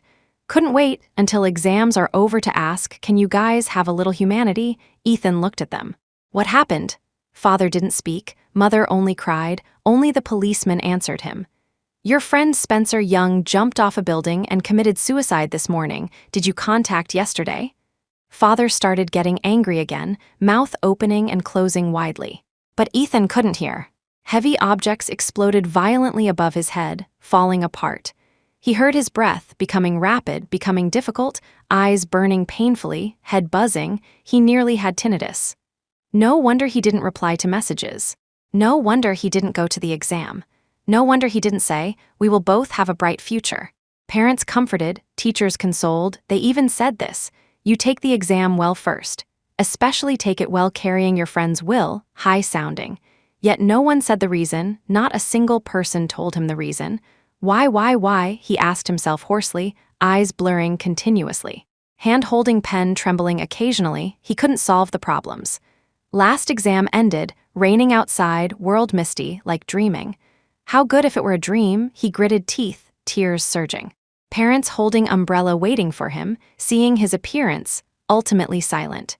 He went to the childhood friend's funeral, mourning hall covered with black gauze and white chrysanthemums. The boy's portrait young and bright, white teeth, high-spirited. He looked at him, he also looked at him. Spencer Young's mother cried bitterly, coming to pull him, asking excitedly, Ethan, do you know why? Did he say to you, how could he be so unable to think it through? Ethan trembled all over. No one knew why, opinions varied. They regretted, they pointed fingers, they commented. They said he was cowardly, said he escaped, said he was irresponsible. Also said teachers were negligent, parents irresponsible, education had big problems, children now all had low adversity quotient and couldn't handle pressure. Anyway, there were always words. The deceased had no defense, the world only looked at endings and results. Discussion enthusiastic, also exceptionally cold. After scores came out, Ethan took a bouquet and 2 cans of ice cola to the cemetery. He sat cross-legged in front of his friend's tombstone, opening one for him, one for himself. You treated me too much like an outsider, didn't tell me anything. So what if didn't test well? I didn't test well either. He reported his scores to him one by one, voice loud, Chinese, math, English, science comprehensive, finally laughing loudly.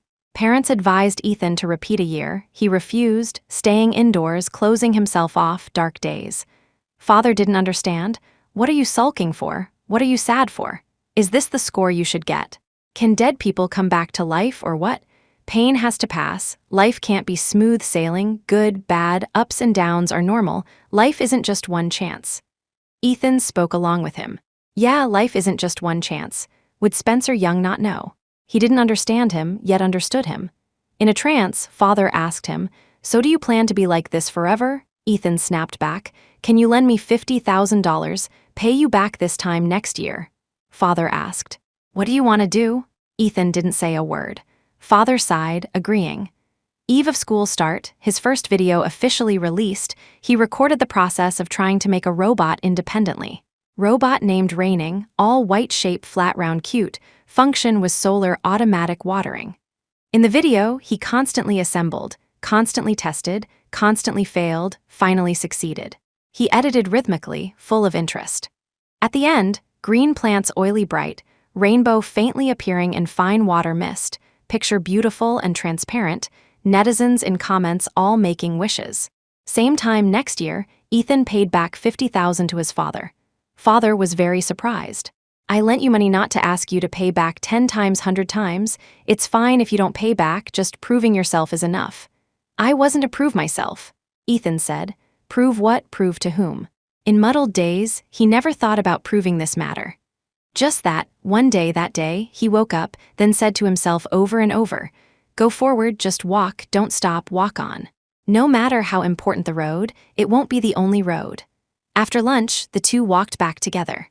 Zoe was heavy-hearted, silent, all because of Ethan. The boys' encounter was unexpected, but also made everything traceable. At the end of his pouring out, she tried imagining comforting him easily, saying jokes like, "So making up for it from me?" But they stuck in her throat. She didn't mind if Ethan wanted to realize another kind of salvation from her. On the contrary, she remained grateful, thanks to him, she survived a desperate situation. Just that, her emotions became messy. She admired Ethan, simultaneously jealous of him. Some people could stimulate huge potential from one adversity, having sunny, broad roads, splendid futures, while her dozen years of silent and lightless life never let her break the cocoon, only making her become a self-righteous moth. Zoe stopped downstairs at the dorm, turning to look at Ethan. "Okay, just walk to here." The boy beside her lowered eyes. "What's wrong?" Zoe raised brows. "What's wrong?" He saw very clearly. "You are in a bad mood." Asked again. "Because I said things from before," Zoe admitted. "Yes and no, accurately speaking, somewhat. Envy you, I guess." She was stung by sunlight in eyes. Not envy either. This sentence wasn't appropriate, especially in front of someone who lost a best friend. I could have walked a more correct path, instead of living as a joke. However, she couldn't do it. Her willpower dissolved in water, only extending and diffusing in a group. She couldn't walk a lonely and poor road, needed flowers and applause on both sides. But no way. I need timely feedback from others, seemingly can't be real self living in others' gaze, Zoe said.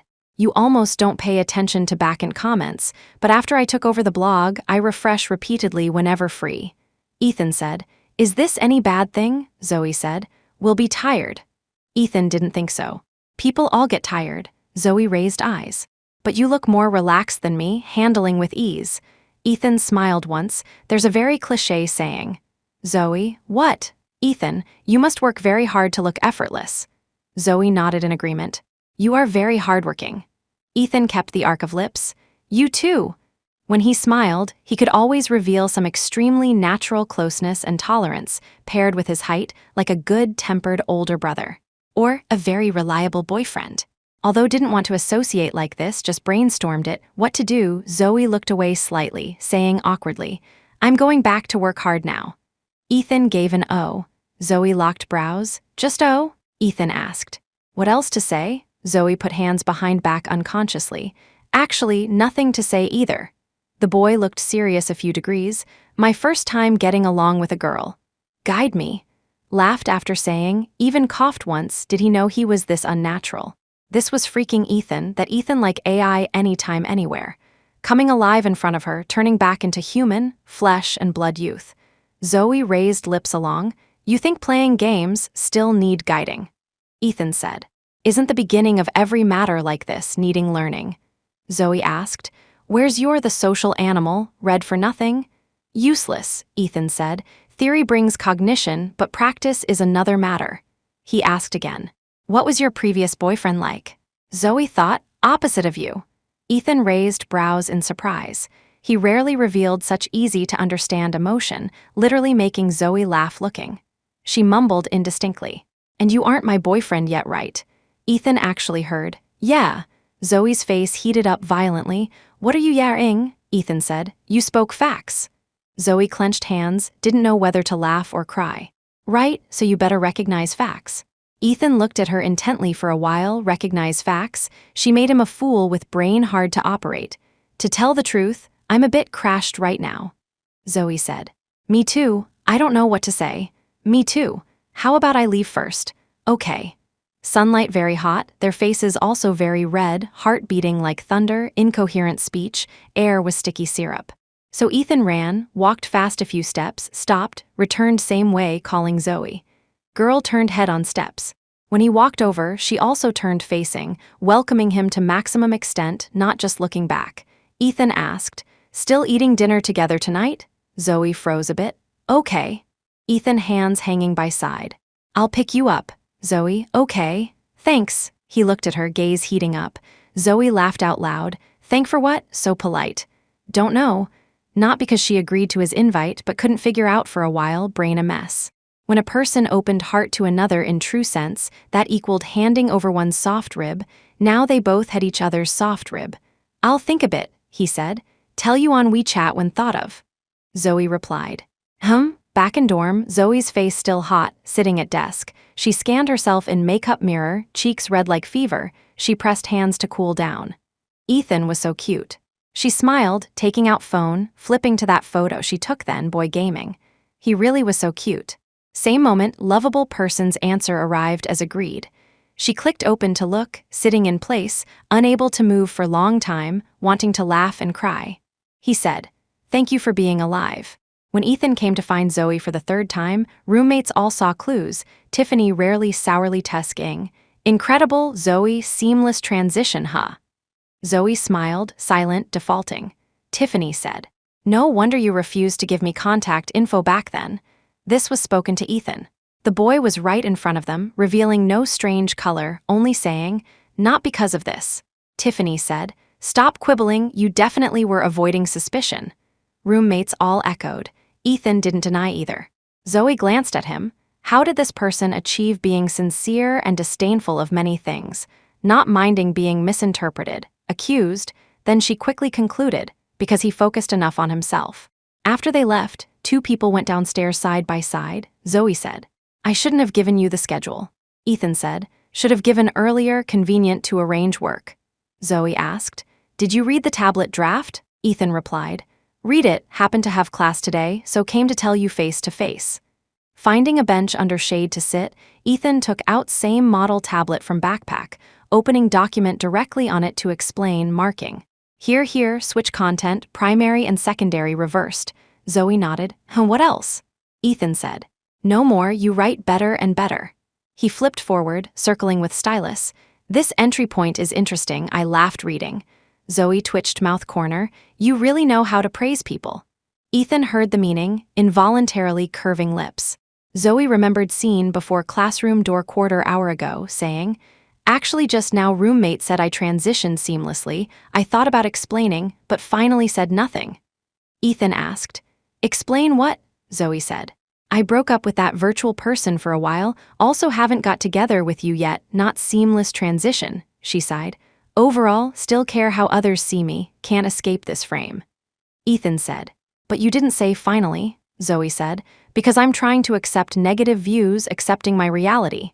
Ethan asked, how does it feel? Zoe said, can't say, neither good nor bad. But, she turned eyes. If seamless transition object is you, anyone would think it excusable, you are Ethan Winter. Near end of class, suddenly looking up, inadvertently glancing out window that Ethan able to make heart accelerate instantly. Now looking close up, still so. She stared at him too long, he frowned uncomfortably, asking, what about me?